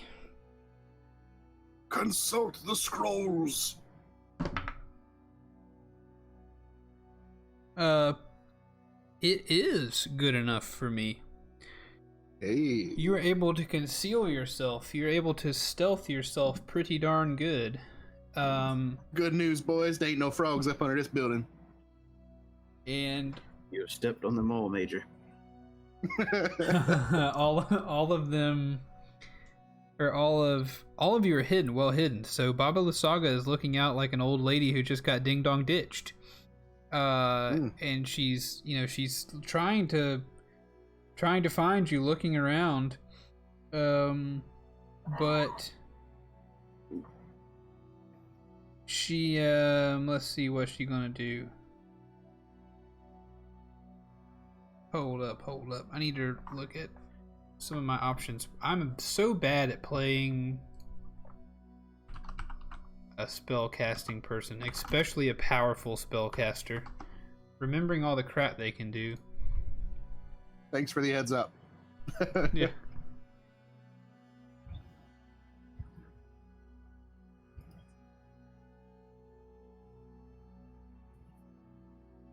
They cannot deflect rocks. We have established this. Right, yeah, she can't deflect rocks. Okay, so that's not that that's she I was thinking that she might be able to do one little thing. No, she's very concerned. So what she's gonna do is she's gonna close the door of her hut and she's gonna step down into her skull and she's gonna fly up into the air and towards her goat pen. So All right, then. she hops into her skull and Jetson style begins to fly away in a very large giant skull. So she's definitely gonna leave. She's gonna leave your sight in just a couple seconds as she does that. Once she's Nice. fully gone, I want to go into her hut. Okay. Is Elvir still with me? Elvir is still with you, and what you hear him whisper is, "Bloody hell! Is it going to be that easy?" She ran off. I don't know what to expect. I suspect Dermon's gonna go in there, take her all the shit, and then we're gonna burn the hut down and run off. Elvir stifles a giggle, and he says, "That would be wonderful if we could pull that off. I prefer In to." the distance, underneath the hut, you can see Reginald fishing around for a torch. He says, "I would prefer to kill the witch, but we could always save that for another day." Hey, if the gym is in the hut, that's all we're looking for. He says, "We must act quickly, no doubt. She will return soon, especially when she realizes her scarecrows have been destroyed." And he sprints toward the hut. Behind Dermon, who is also headed there. Alright, you going inside, Dermon? Yo, Alright. I love books, but also it's hard to do books whenever you got a bunch of different areas in the book to look at. The hut is 15 feet on a side and packed with old furniture, including a wooden cot, a wicker cabinet, a slender wardrobe, a wooden table, a stool, a barrel-topped wooden chest reinforced with brass bands, and an iron tub stained with blood. In the middle of the room is a ghastly wooden crib with a small angelic child sitting in it. All the furnishings except for the crib are bolted to the floor. Beneath the crib, green light seeps up through the cracks between the rotting floorboards. Hey. ba ba ba ba ba. Can I see if I can scamper up inside as well? Yeah, you guys successfully get in that hut. Okay, so Dermon was viewing it. I've been mapping out this encounter because I thought we were going to have the encounter right here in the front yard. Uh-huh. I have it all up on the All app thing. Gotcha. Let me see. Good old Radej. Radej. Nice. You drew the trees too. That's very adorable. Okay, so we can switch over to that because Bryce has been so kind to do that for us.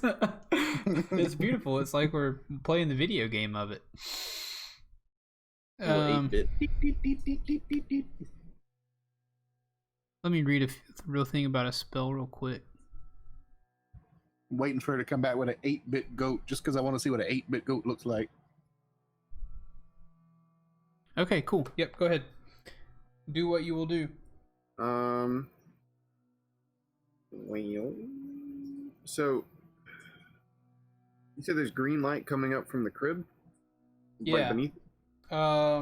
Beneath the crib, green light seeps up through the cracks between the rotting floorboards. I want to go look at the crib. I want to look in the crib and see what I see. Okay. In the crib. In the crib, there is an angelic child cooing in the crib, not making any noise, not a lot of noise. You know, kind of just what do they call it? What do they call it? When it self-soothing, you know, sucking his thumb, being a good little kid, just hanging out in the crib, doesn't seem to notice you. Well, okay. Sherman's just gonna kind of ignore that for now. He's confused. He's got stuff he's got to do. Okay, so what else did you say was in here? All right. There's old furniture. There's a wooden cot, a wicker cabinet, a slender wardrobe, a wooden table, a stool, a barrel-topped wooden chest that's reinforced with brass bands, and an iron tub stained with blood. In the middle of the room is a ghastly wooden crib with a small angelic child sitting in it. All the furnishings except for the crib seem to be bolted to the floor. Beneath the crib, green light seeps up through the cracks between the rotting floorboards. Okay. Well, I'm gonna go to the chest, I suppose. All right. So you pass. Now it should be noted that the green light is not coming from the child or the crib; it's coming from beneath it. Yeah, I know. Gotcha. So you head to the chest. Yeah, I want to investigate it, I guess. I'm going to enter the hut as well. Okay. Jericho's in the hut. Investigate that chest real quick for me, Dermon. Oh, Lord of mercy. Oh, Papa, that's 14. The chest seems normal. Does Jericho see the child in the crib? Yes, everybody sees the child in the cribs. Okay. Jericho kind of has a thing about that, so Okay. he's going to be having a little private freak out moment while Thurman's doing his thing. So just While- picture Jericho like What do you picture Jericho like? What? just absolutely like eyes blown wide, just like what is going on here? Why? Well, as Elvira comes into the room, he stands up and, not noticing you did that, he says, "Who do you think the child is?" I don't know. But I know I want to kill that hag. I don't know what sick, twisted thing she had in store for this child. There's a pot of blood on the side over here. There's nothing that she could do for this child that would be anything but terrible. Elvira says, "The child seems happy. Should we take it with us?" I don't know. That's a hard call to make. We'll see what I want the to heck- grab Jericho with like both hand on both shoulders. We need to take this child from here. What are you talking about? We can't stay here. It's a We don't know. bathtub of blood over there. We don't know anything about the hag yet. We only know what we've been told. If she comes back here and it's all a misunderstanding, I'm willing to let that go. But if it's not, she's got to die. And then we'll take the child with us. A misunderstanding. There's a vat of blood in the back, or there's a blood-stained bathtub in the back of the hut. They're And evil there's a pen of scarecrows. ghosts outside. I suppose you're right. Way to keep a cool head, Jericho. Understood. All right, a little While bit they're of time has talking, I passed. want to let him go, and I want to like look underneath where the crib is at. Okay, real quick, let's deal with the chest. You guys had your conversation after German has left by. Let's deal with this chest. Are you doing anything with the chest, German? Well, I mean, it looks fine to me, so I guess I'm gonna try to open it up. All right.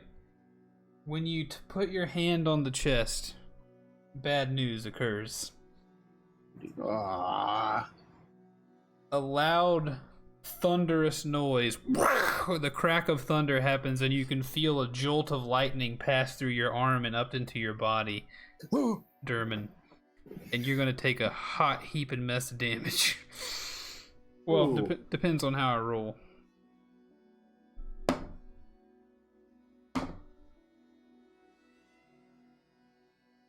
Oh, I'm rolling the wrong dice. Hold on. We need a bigger one for that. Boom. Derman, you're gonna take 20 points of damage, dude. Yikes! Well, that is not terrible, but I would not want to do it again. That is merely... Oh, he like shakes a little bit. Yeah. Unpleasant. All right, so you take. Coughs up a little bit. Okay. So the chest remains unopened, but the lightning was an extremely loud noise, and you don't know it, but all of you have the thought, well, I bet she's turning around. But you don't know that or not. You don't know how far away she is, but the only response that you could think of that is certainly Elvir. Elvir says, surely she heard that. Surely she knows we won't just stand around and wait for her to get back. Let's find out where that Should we green... close your door? I don't think that's going to help, Reginald. We're taking the child, and we're taking whatever that is glowing under the floorboards. It looks like the same green we saw on the vineyard stones. Okay. Right. Grab the babe. I'll get up underneath the cradle there. Elvia, help me with this. All right. We're Elvir gonna reaches. slide the crib that way. Elvir reaches down, but whenever you go to slide the crib out of the way, your hand passes through it. What? I want to try to open the chest again. And your hand passes through the crib, and not only does it pass through the crib, it passes through the baby as well. The baby does not respond. It's an illusion. It must be. Doesn't make any Hey, sense. did we break the baby? No, I think Jericho is right. It must be some kind of illusion. That must be why everything else is bolted to the floor, and this is not. Like some Shit, sort this is of... all just slowing us down. Reginald, get those floorboards up now. You got it. I'm digging them up. All right, as you What do do I that, need? let's deal with the chest over here. Derman, you're gonna open the chest. Yep. All right. When you open the chest, 4 things called crawling claws jump out at you. Oh, Lord. I need everybody to roll initiative. Roll initiative. This might be the 19. this might be the Oh, wait, I first don't have thing. Ooh, a moth is in my house. Good God, that's a big old moth. Ew. Mothra. You Almost, roll initiative, Keith. that moth almost took my contacts out. Let me Moth got surprised. yeah, moth rolled a nat 20 on that on that thing. I was about to type in moth to my monster manual. How is this place lit? Do I need to make a roll to investigate the lighting source? It's just lit by torch, like some lanterns on the wall. All right. Roll initiative for the crawling claws is what I shall do. All right, I need to roll that again because that was a botch. Okay. There are 4 claws right there, by all within range of Derman here. I hope everybody rolled initiative. 19. 9. 19, 9, 18. Your boy Elvir. Okay. So.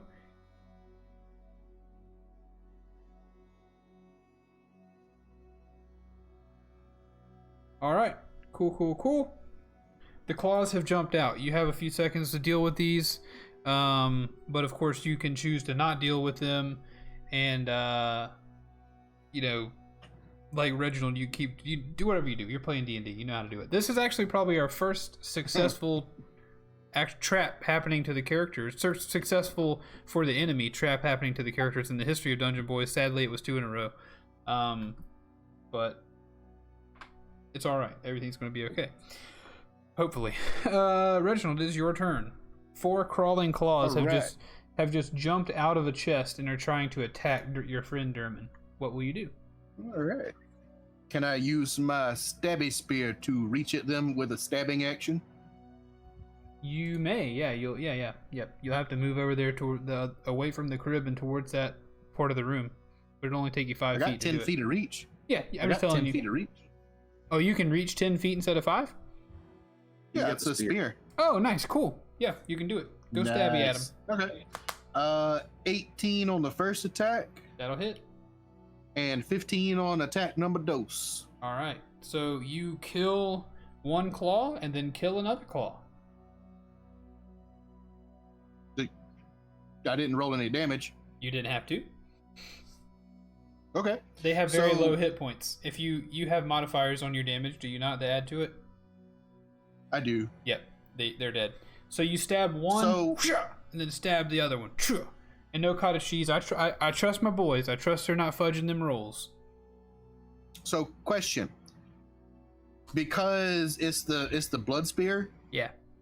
I gain life if I kill something with it. Do I gain temporary hit points, or how does that work?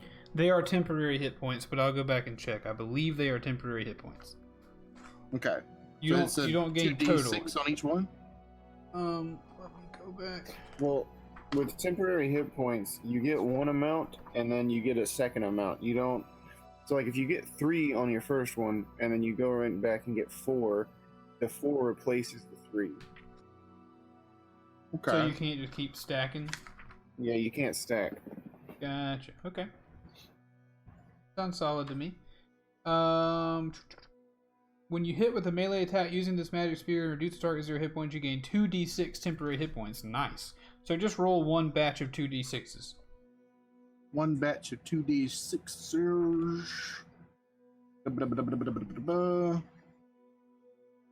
Okay, that is a 6. It's a 3 plus 3. Okay, yeah. 6 temporary hit points for you. Nice. Nice. Okay. You get those yellow Zelda Breath of the Wild hearts. Nice. I can work with that. If you guys want to call into question the trustworthiness of the Dungeon Boys, you'll have to do that privately. If you think they're fudging their rules, you'll have to send an inquest. I gotta trust my Look boys. into my eyes. Are these the eyes of somebody untrustworthy? I gotta trust. They got a lot of big additions to them too, being top tier level 6s and all. Nisco, trust your eyes, Josh. Okay, so that's two crawling claws. They're jumping towards your face, and as they're jumping towards your face, Derman, you see a spear on either side of your head go whoosh, whoosh, and stab both of them on their way to your head. Bonus action. I want to look inside the thing to see what's left after they jumped out. The chest? Are you gonna move over there? Yeah. Okay, so you move over to the chest. What's left in the chest looks like a bunch of goodies. Doesn't look like there's anything left dangerous in that chest. Okay. That's all I'm checking for is more stuff coming Yeah, out. I figured it was a danger check.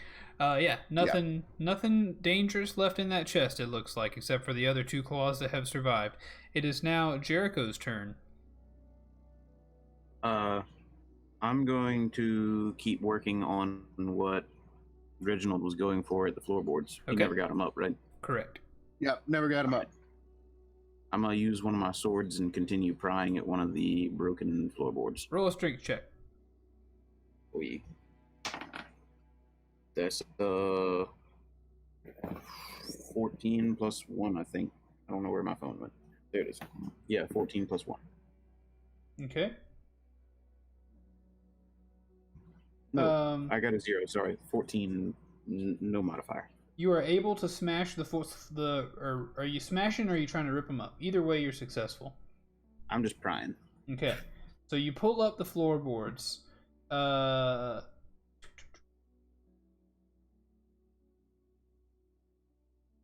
Let's see, hold on. You pull up the floorboards in a cavity. Underneath the floorboards, you see the magic green gem. You can see it. But it is it is attached to the hut in some way. Like almost the hut has these tendrils attaching it attaching this thing to itself. Alright. I can't make any actions to start hacking at that, right? Do what now? I can't make any actions to start hacking at that, right? You've already used your action to get into there. Let me make Okay. sure that I can tell you the correct thing. Hey fellas, if y'all didn't see it on the Discord, I found the map of the inside of the hut because I was getting kind of confused about where stuff was. Gotcha. Sorry, I'm just reading up Yeah, a I little see bit. it. I've been looking at Okay. Yeah, there's a lot in a 15-foot room. it. You'll want to talk, Josh. Hey, You are currently in the Alright. bus, are you not? I am. Shut up. Okay. Okay, boss man. We got trouble in Magic Gym Town. I need you to roll a dexterity saving throw, my man. Me? Yep. All right. I think that's my proficient saving throw. Yeah, we're rolling 20-sided dice, cottage cheese, for the attack rolls and things. Hey, come on, stay on the table. That's a 9. A 9 for a dexterity saving throw. Yes, sir. That's with my +4 modifier. That's bad news. So whenever you reach into the hole to grab the gem, a bunch of big No, I white. didn't do that. Did you not do that? I pried up the thing and you said it was attached to stuff. My first thought was to hack at it. Okay, so what were you? So how were you going in the hole? Tell me that. I just pried the board up and I saw that it was attached to the thing. So on my next turn, my idea was to use my attack, extra attack, and bonus action to just hack at it with a sword. Oh, okay. Well, then we will table this for next time. I thought you were reaching in. You told me it was attached, so I assumed I couldn't just grab it. Okay. I thought you were reaching in to do something with it, though. That was, No, not I yet. guess, my confusion. All right, so all you metagamers out there, Jericho does not know that happens with the teeth because it never happened yet. Okay. Teeth. What? Teeth? Yeah, we didn't hear teeth. Oh, never mind. I said white. Oh, really God. reaching in there. I got to the word white and didn't make it to teeth, I guess. God dang. Okay. Man. Okay. Jericho does not know about the teeth. Watch and be amazed as he reaches in next time. Okay. And Go as ahead. my turn ends, I want to mention to Elvir, could you try and get some of these lights out of here? And that's it. Yes, it will be my pleasure. So Elvir is going to hop to one side of the room and reach into a lantern and shut out the light with that one, and then with his free action that you use to do levers or whatever, and then he is going to use his action to cross the room again and put out the other light. It is now dark in the hut, except for the glowing of the green gem. Yeah. That's actually a really cool effect going on. Yep, it's spooky Like, too. I like the visuals. We in Spooky Town, boys. That's it for me.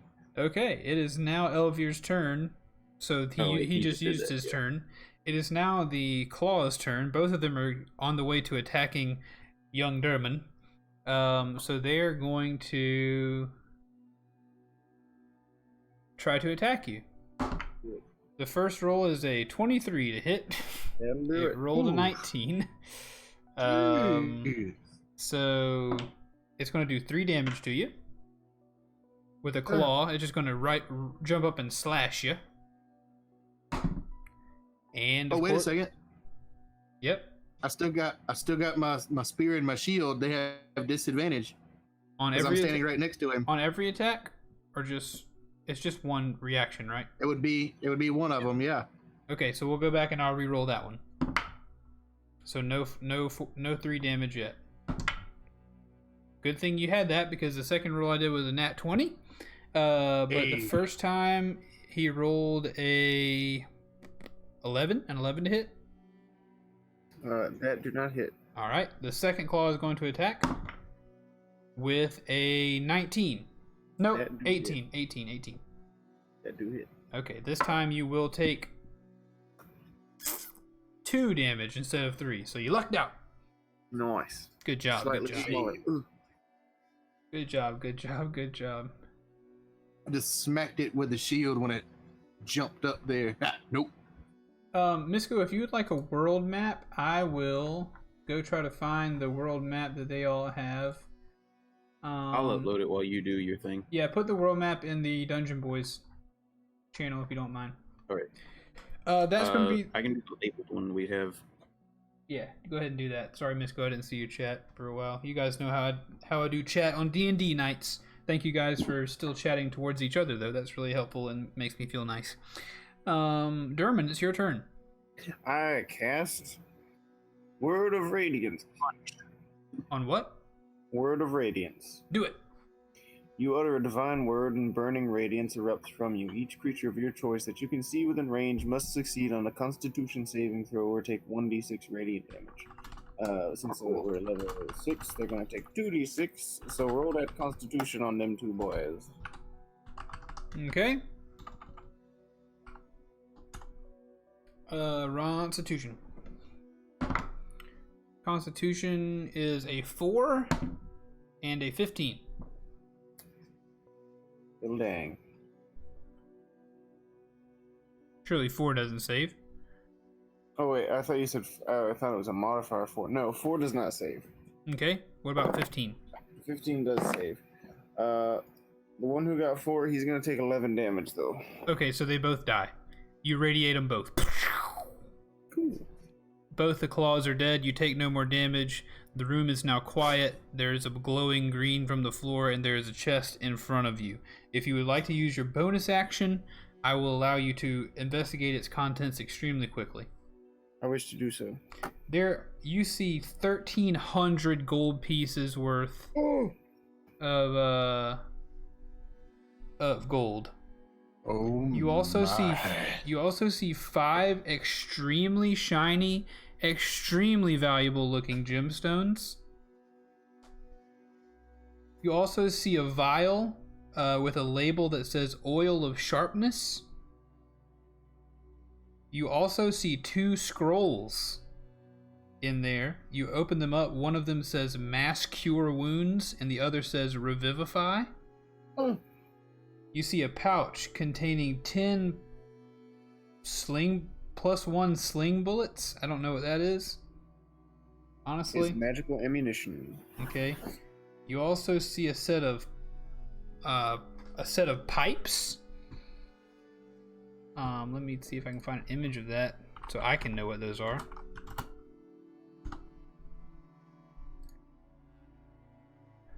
I'm picturing a It's a musical instrument. It's a musical instrument. It's pipes. But they seem to be magical. Oh. cool. And then finally, you see another rock in there, but this looks more like a magical rock. It looks as though... I'm not going to tell you what it is because you're not going to be able to understand that in this amount of time.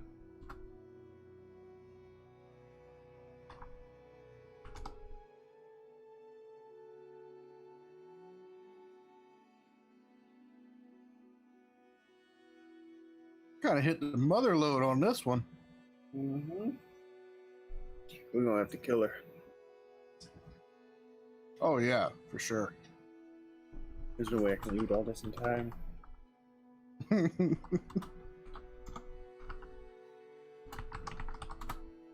Sorry.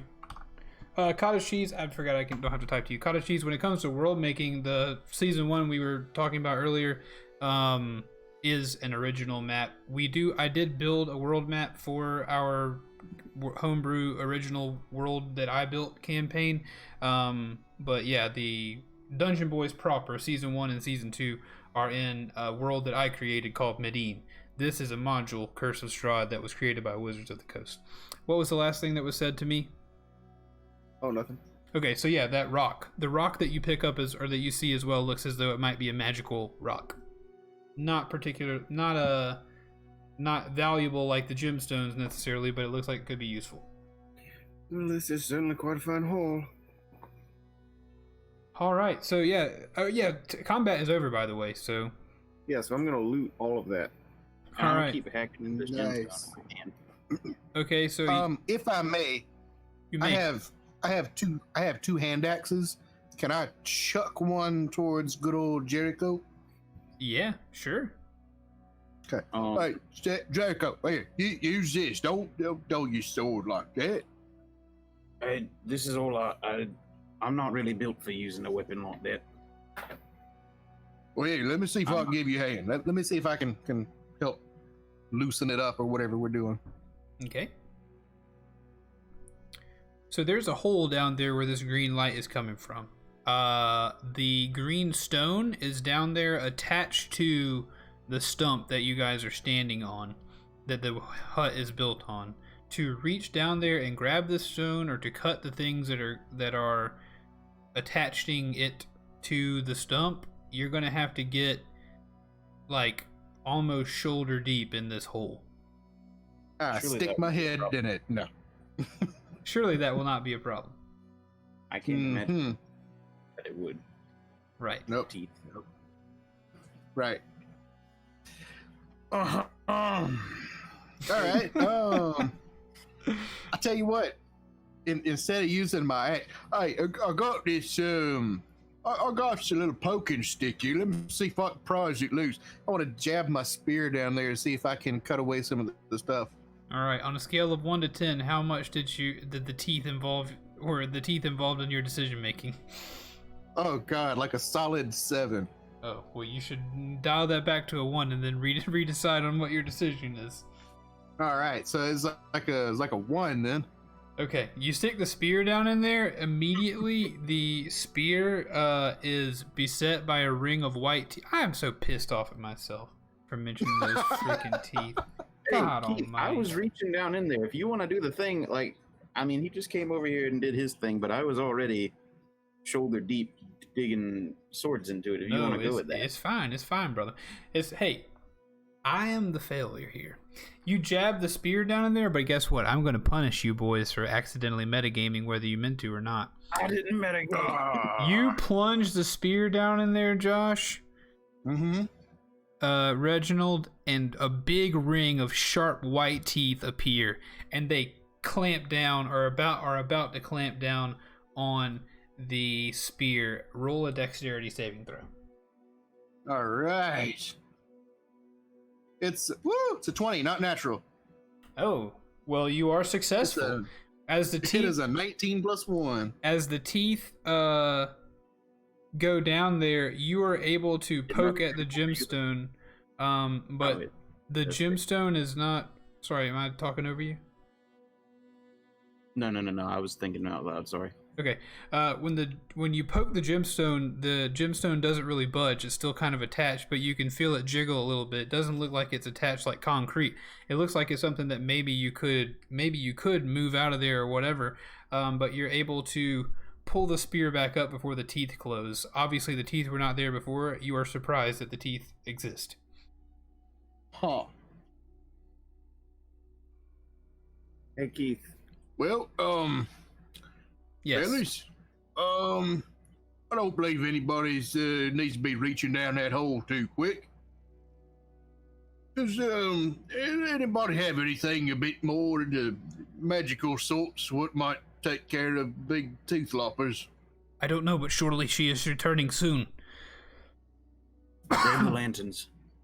We'll drench the place in oil. Okay. That is a good idea. Dermot, what were you saying? Yeah. How many gemstones did I get from the chest in the winery? Gemstones from the chest in the winery? Come on, man. I don't There know. was gold and electrum, but I don't remember any gems. Off Yeah, the- it was a bag of gems. I returned the gold and electrum, but I kept the gemstone. Off the top of my head, I don't remember. Well, you just. I don't feel like it was more than 5. Yeah, I don't think it was Just either. pick a number between. Let me tell you, I can assure you, those gemstones, if you lost those in the dryer at home during the laundry, you wouldn't miss them after you sold these bad boys. I don't know where this bloody chapter is. wait. There it is. I'm gonna get that aforementioned oil and begin the aforementioned All right, drenching. you're gonna start drenching the. Okay, grab the oil and you start drenching the place. It's so cool! What a cool scene. Also, can I look and see if there's anything on her like little desk thing, like any journals or anything like that? Yeah, go ahead and look around for that. I'm looking for the...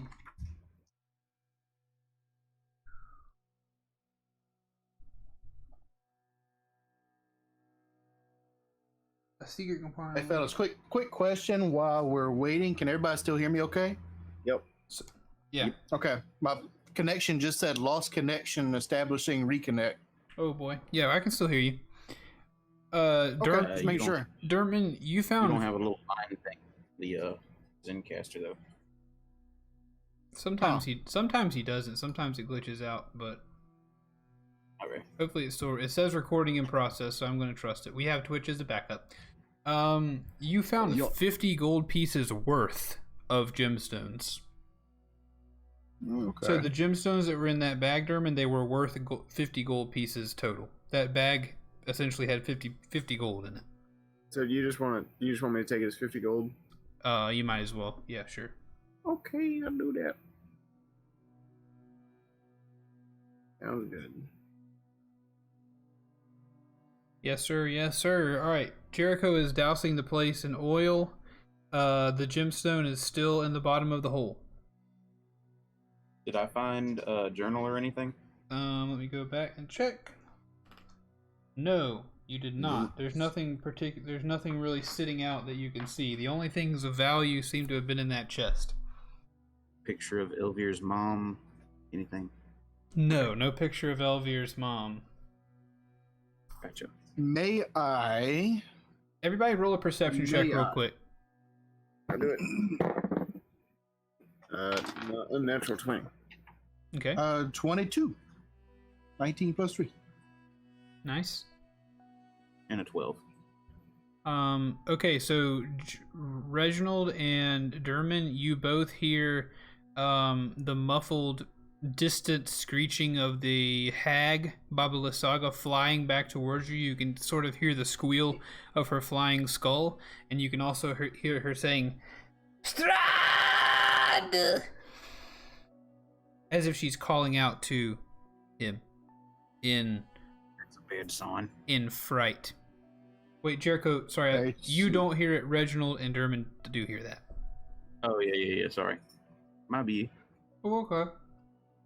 If anybody else heard that, I think it might be almost time to go. I heard it, but the way she was calling out, do you think that this child could be an illusion of Strahd? Seemed to me it's right in front of the door. Maybe it's there just to bring unsuspecting idiots such as ourselves inside. It does remind me a lot of the castle we saw in the mist. That is true. But if it's not really here, it's not here. May I, with increased urgency, see if I can take my old sturdy mace and shove it down in that hole with the intention that just maybe it's sturdy enough to not close them mouth chompers all the way. What do you mean? I'm confused. He's trying to wedge the mouth open. You're trying to put the head of the Reginald mace is in running out of options. I'm trying to shove my mace that I started this whole adventure with down into the mouth to see if I can at least hold it open for a second. Okay, so this mouth it's a ring of teeth, just to let you know. But you do that. Roll a dexterity saving throw. All right. Wait, dexterity saving throw. I'm trying to wedge it in there. Oh, okay. You wedge it in, so this ring of teeth clamps down on your mace, not producing a gap large enough for you to reach your hand into. It's a ring of teeth, not necessarily a mouth biting top and bottom. It is essentially a lens of a camera closing down on your mace. Oh, okay. All right. Yep. The visual helps now. Oh, okay. And the longer it's in there, the more you can hear the mace kind of giving a little bit. You can hear the scratches. Let me yank that back out of there. Roll a strength check, daddy, yo. 21. Oh. It's a strong boy. Can you outstrength an animated hut. Mm-hmm. Not this time. The hut maintains its grip on the mace. All right, fellas. The screaming They is done getting ate my mace. the. I'm gonna dump that. I on the got lantern. one more. Everybody, go ahead. Well, I got one more thing I could try. I want to reach in my bag and hold up the bottle of the freezing juice fluid stuff. Nice. What you think, fellas? Is this the moment? Give it a shot. I'm still gonna be Alright. dumping lantern Yep. juice. A point of inspiration. The screaming is very close. Nice. All right, I am chucking that bottle down there in the hole with full force. Into the. So the teeth are closed around the- your. The teeth are closed around your mace right now. The hole is, for all Sure, intents and I'm purposes, just- closed. Sure, I'm sending it sailing towards the problem, towards the teeth Okay. area, Gotcha. towards the teeth around the gym. All right. Mouth direction. The bottle bursts around the mouth and teeth. I'm gonna roll a little Constitution save on this bad boy. Alright. Keith, really Did I quick. really get a point of inspiration? You did. Yes, Derman? I have never gotten a point of inspiration. While all this is going on, Derman uses his channel divinity to heal himself, Good idea. and then he would like to position himself by the door in such a way that when it swings open, he will be behind it. Okay, cool. Good idea. The closer you get to the door, the more you can hear the ravens screeching in their cages. Everything is becoming quite chaotic at this point. The bottle bursts on the teeth. The mace is frozen where it stands, as well as the teeth are frozen. And all of it is quite covered in ice, extremely frozen. Your bottle, everything, and the brown mold has frozen everything in the vicinity. The teeth stop twitching with the strength that they're clamping down on the mace, and they're frozen in their place now, as well as the mace. Well done, Sweet. original. Yes, good thinking. Good thinking.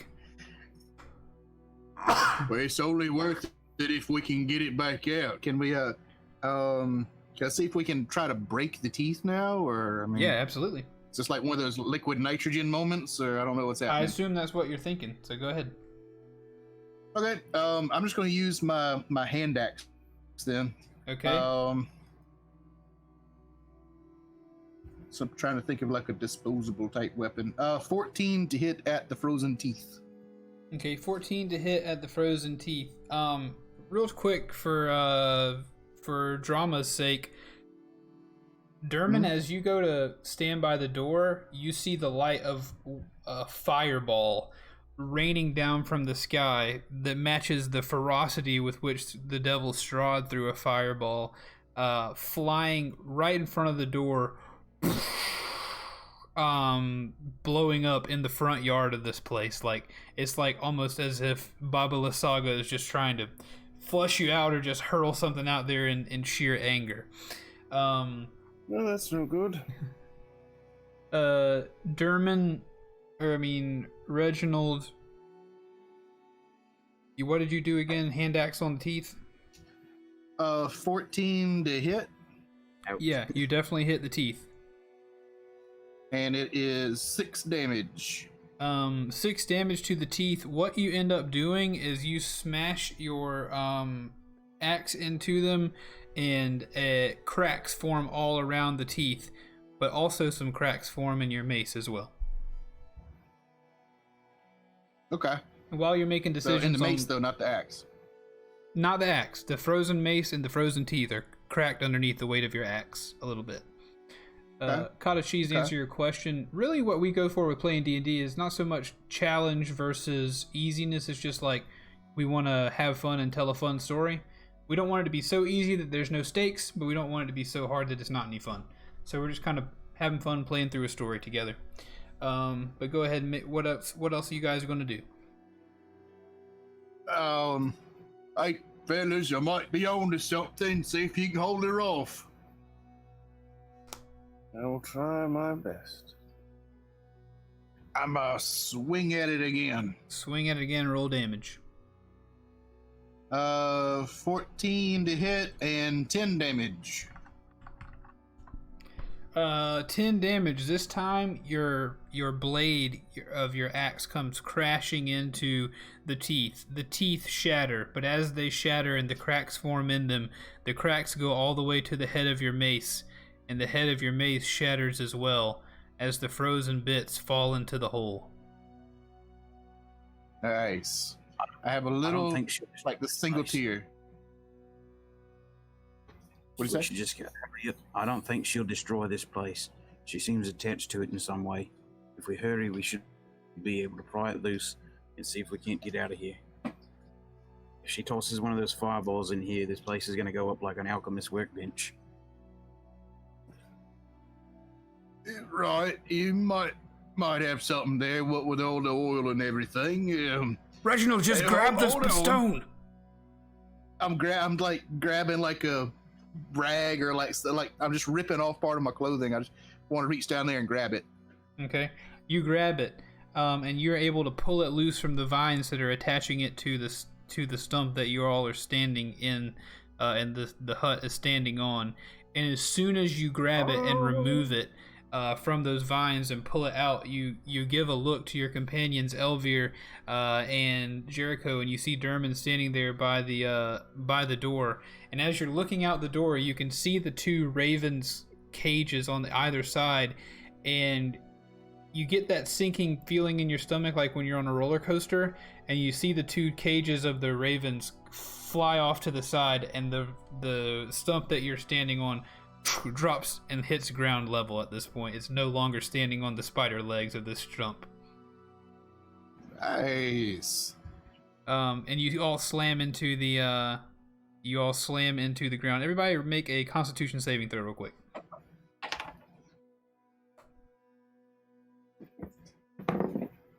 Oh, that's 23. Good gravy, guys. 11. 11. And hold on, Elvir. Elvir, when he hits the ground, he can't keep his feet and he slams into the ground.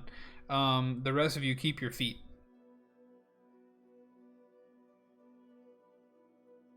The screaming is now close enough for everyone to hear. I want to help Elvira up. Okay? Was I already Thank you, Jericho. prone on the floor? Because I was like reaching down in the hole. No, this happened after you stood up. Okay. Yeah, you're good. Reginald, I think you should be prepared to give that stone to Elvia here, and he can fly off back to the vineyard. We might be able to escape if we can't handle the witch. I'm already trying to shove it into his hands. Okay. Yeah, take it, go, Elvir get says, out of here. I'm ashamed to take it this way, but I thank you. I will see you back at the winery. And he grabs the stone, stuffs it in his pouch, and transforms into a raven and flies out of the door with speed you've never seen a raven have.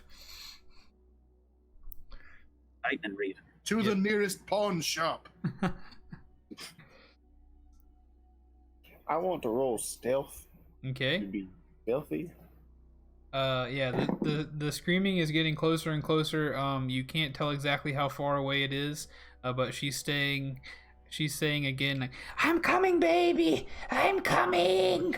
As she's flying towards this area that's getting louder and louder. I got Dermot, do you think you can torch this place behind us? Oh, yes, of course. I got an unnatural 20. Alright, you're And so- definitely... I'm gonna pull out a torch and say, run. I am going to dash out the front door, like dive. Nice. You dive out of the front door. You're a lot closer like to the... Aqua's Eagle Burst from the end of season 1, like that. Like just caw-caw, straight out the front door. Yeah. You jump out the front door, you land on your feet, and you are hoofing it. I am not far behind. Okay, Reginald's right behind you. But by the time you get outside, you turn around to look, and not 100 feet behind you, coming down out of the sky, is the one and only Baba Lysaga on her flying giant skull. Then she calls out and she says, "You You've destroyed my home, and you have stolen my gem. For that you will die. And she points a finger at you. Does she see me? No, because you're still in the building, right? Or have you jumped out? Well, no, I'm in there, but like I'm gonna just light the torch and throw it. Okay. Are we still using my stealth roll from earlier, or should I Yeah, roll we again? are. No, you're stealthy. Nobody sees you do whatever you're about to do. I want to see if I can run towards the ruins of the little buildings or whatever.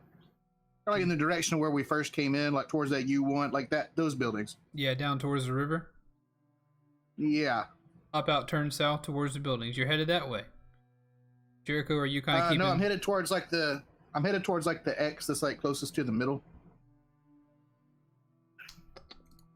So. No, I'm talking about. So like directly to the right of you three. Yeah. So I'm headed for like those buildings and walls over there. Directly to the right of you three. Yeah, that's what I'm talking about.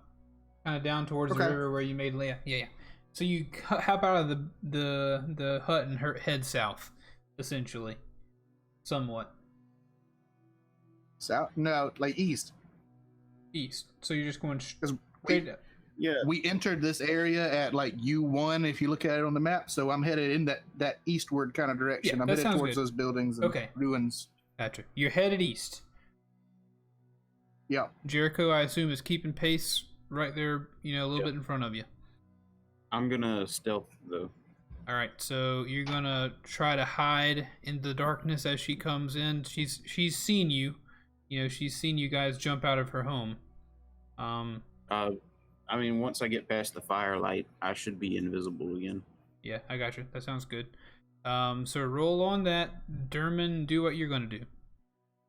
I'm gonna 25. throw the torch and run. All right, you throw the torch stealthily, almost invisibly, and the hut goes up in a cinematic burst of flame.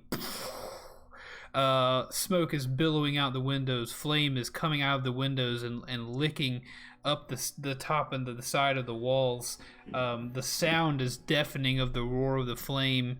And inside, as you look back, you can still see the rocking of that illusory crib as you all run away. Perhaps the saddest thing that occurs whenever you light the torch and jump out is that the cages that were full of myriad ravens also go up in flames immediately, and the ravens are squawking and screaming and squawking for help and fear as they are burned alive in these cages.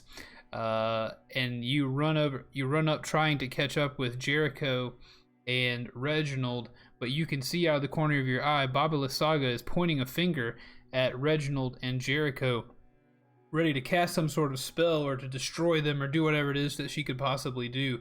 But at that time, that's when the fire began, and she turns toward her home, and instead of chasing down Jericho and the boys, Jericho and Reginald and Derman.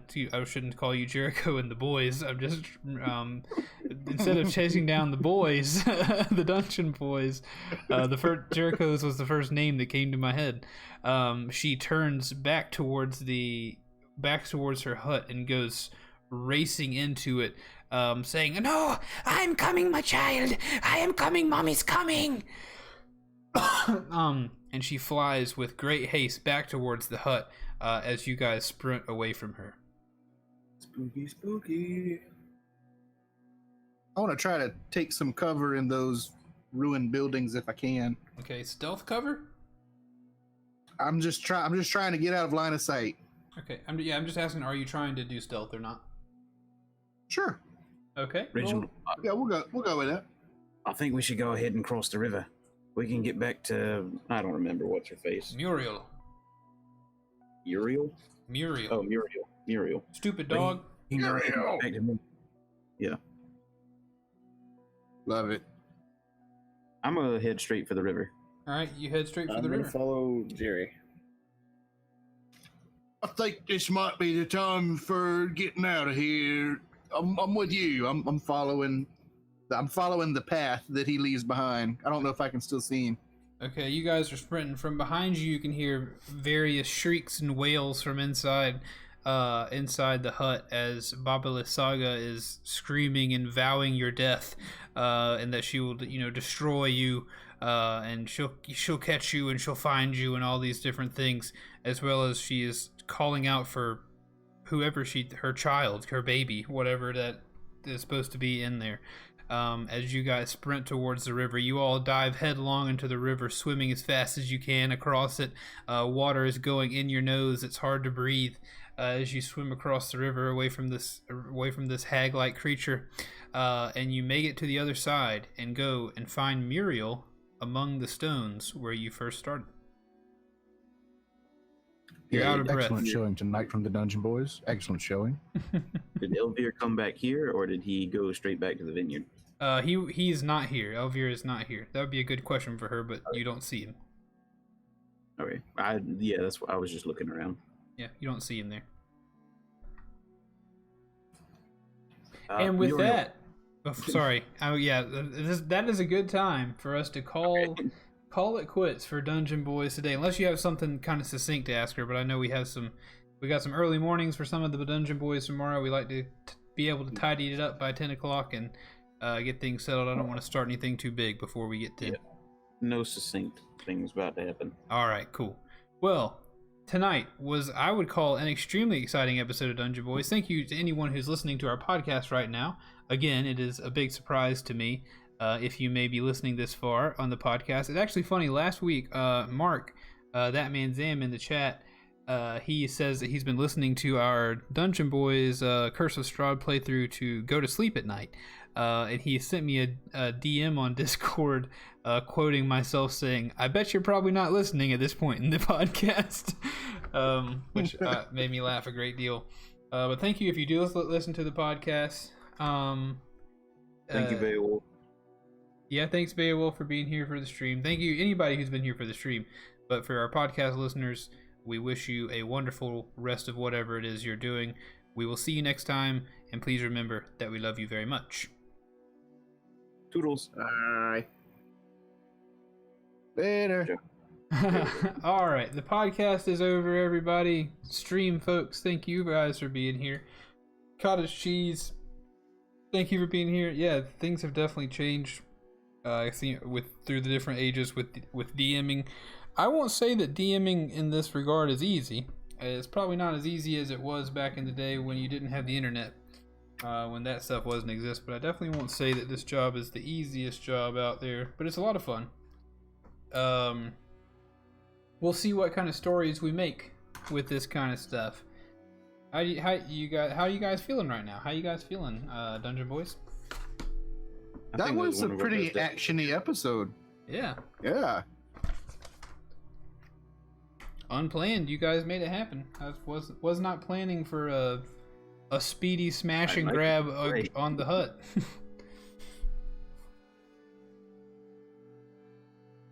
Yeah, and next week we'll open up. Since we just met back up with Muriel, we can RP the recap because we can explain everything that happened to her. Yeah, that'll be fun. Oh, nice. That'll be fun. I hope all you stream watchers had fun. Thank you guys so much for hanging out. Beowulf and Cottage Cheese and Misco and Tef and Hale, I think, is here lurking. And Mice Minority was here, and War raided us. And he dropped that 11-month sub streak on us, which is so cool. Thank you for doing that, War. Mark, that man Zam, like I said, also a mod in the chat. Always out there silently protecting Tank Media Games. Thank you guys so much for being here. It means a lot. Hopefully we can grow this Monday night stream crowd. And like I said, if by some fluke of the imagination we're able to do this crap full time, we appreciate it. That'd be so cool if we could just play D&D and fart around for a living. But let's not get ahead of ourselves. I think that's going to do it. You guys got anything else for the folks? Nope. I think we're good. All right. Well, I'll end the stream with the... Go ahead. What, Josh? If anybody out there, any of our listeners, has any recommendations for upcoming side quests.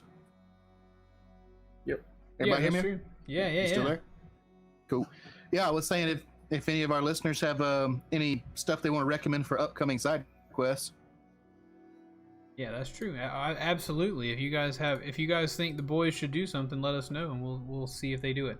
But other than that, thank you guys so much for being here. We really appreciate it. I'm gonna put you on the thanks for watching screen, and we will see you all later. Please remember that we love you very, very much. Bye bye. Bye. Rules. Toodles.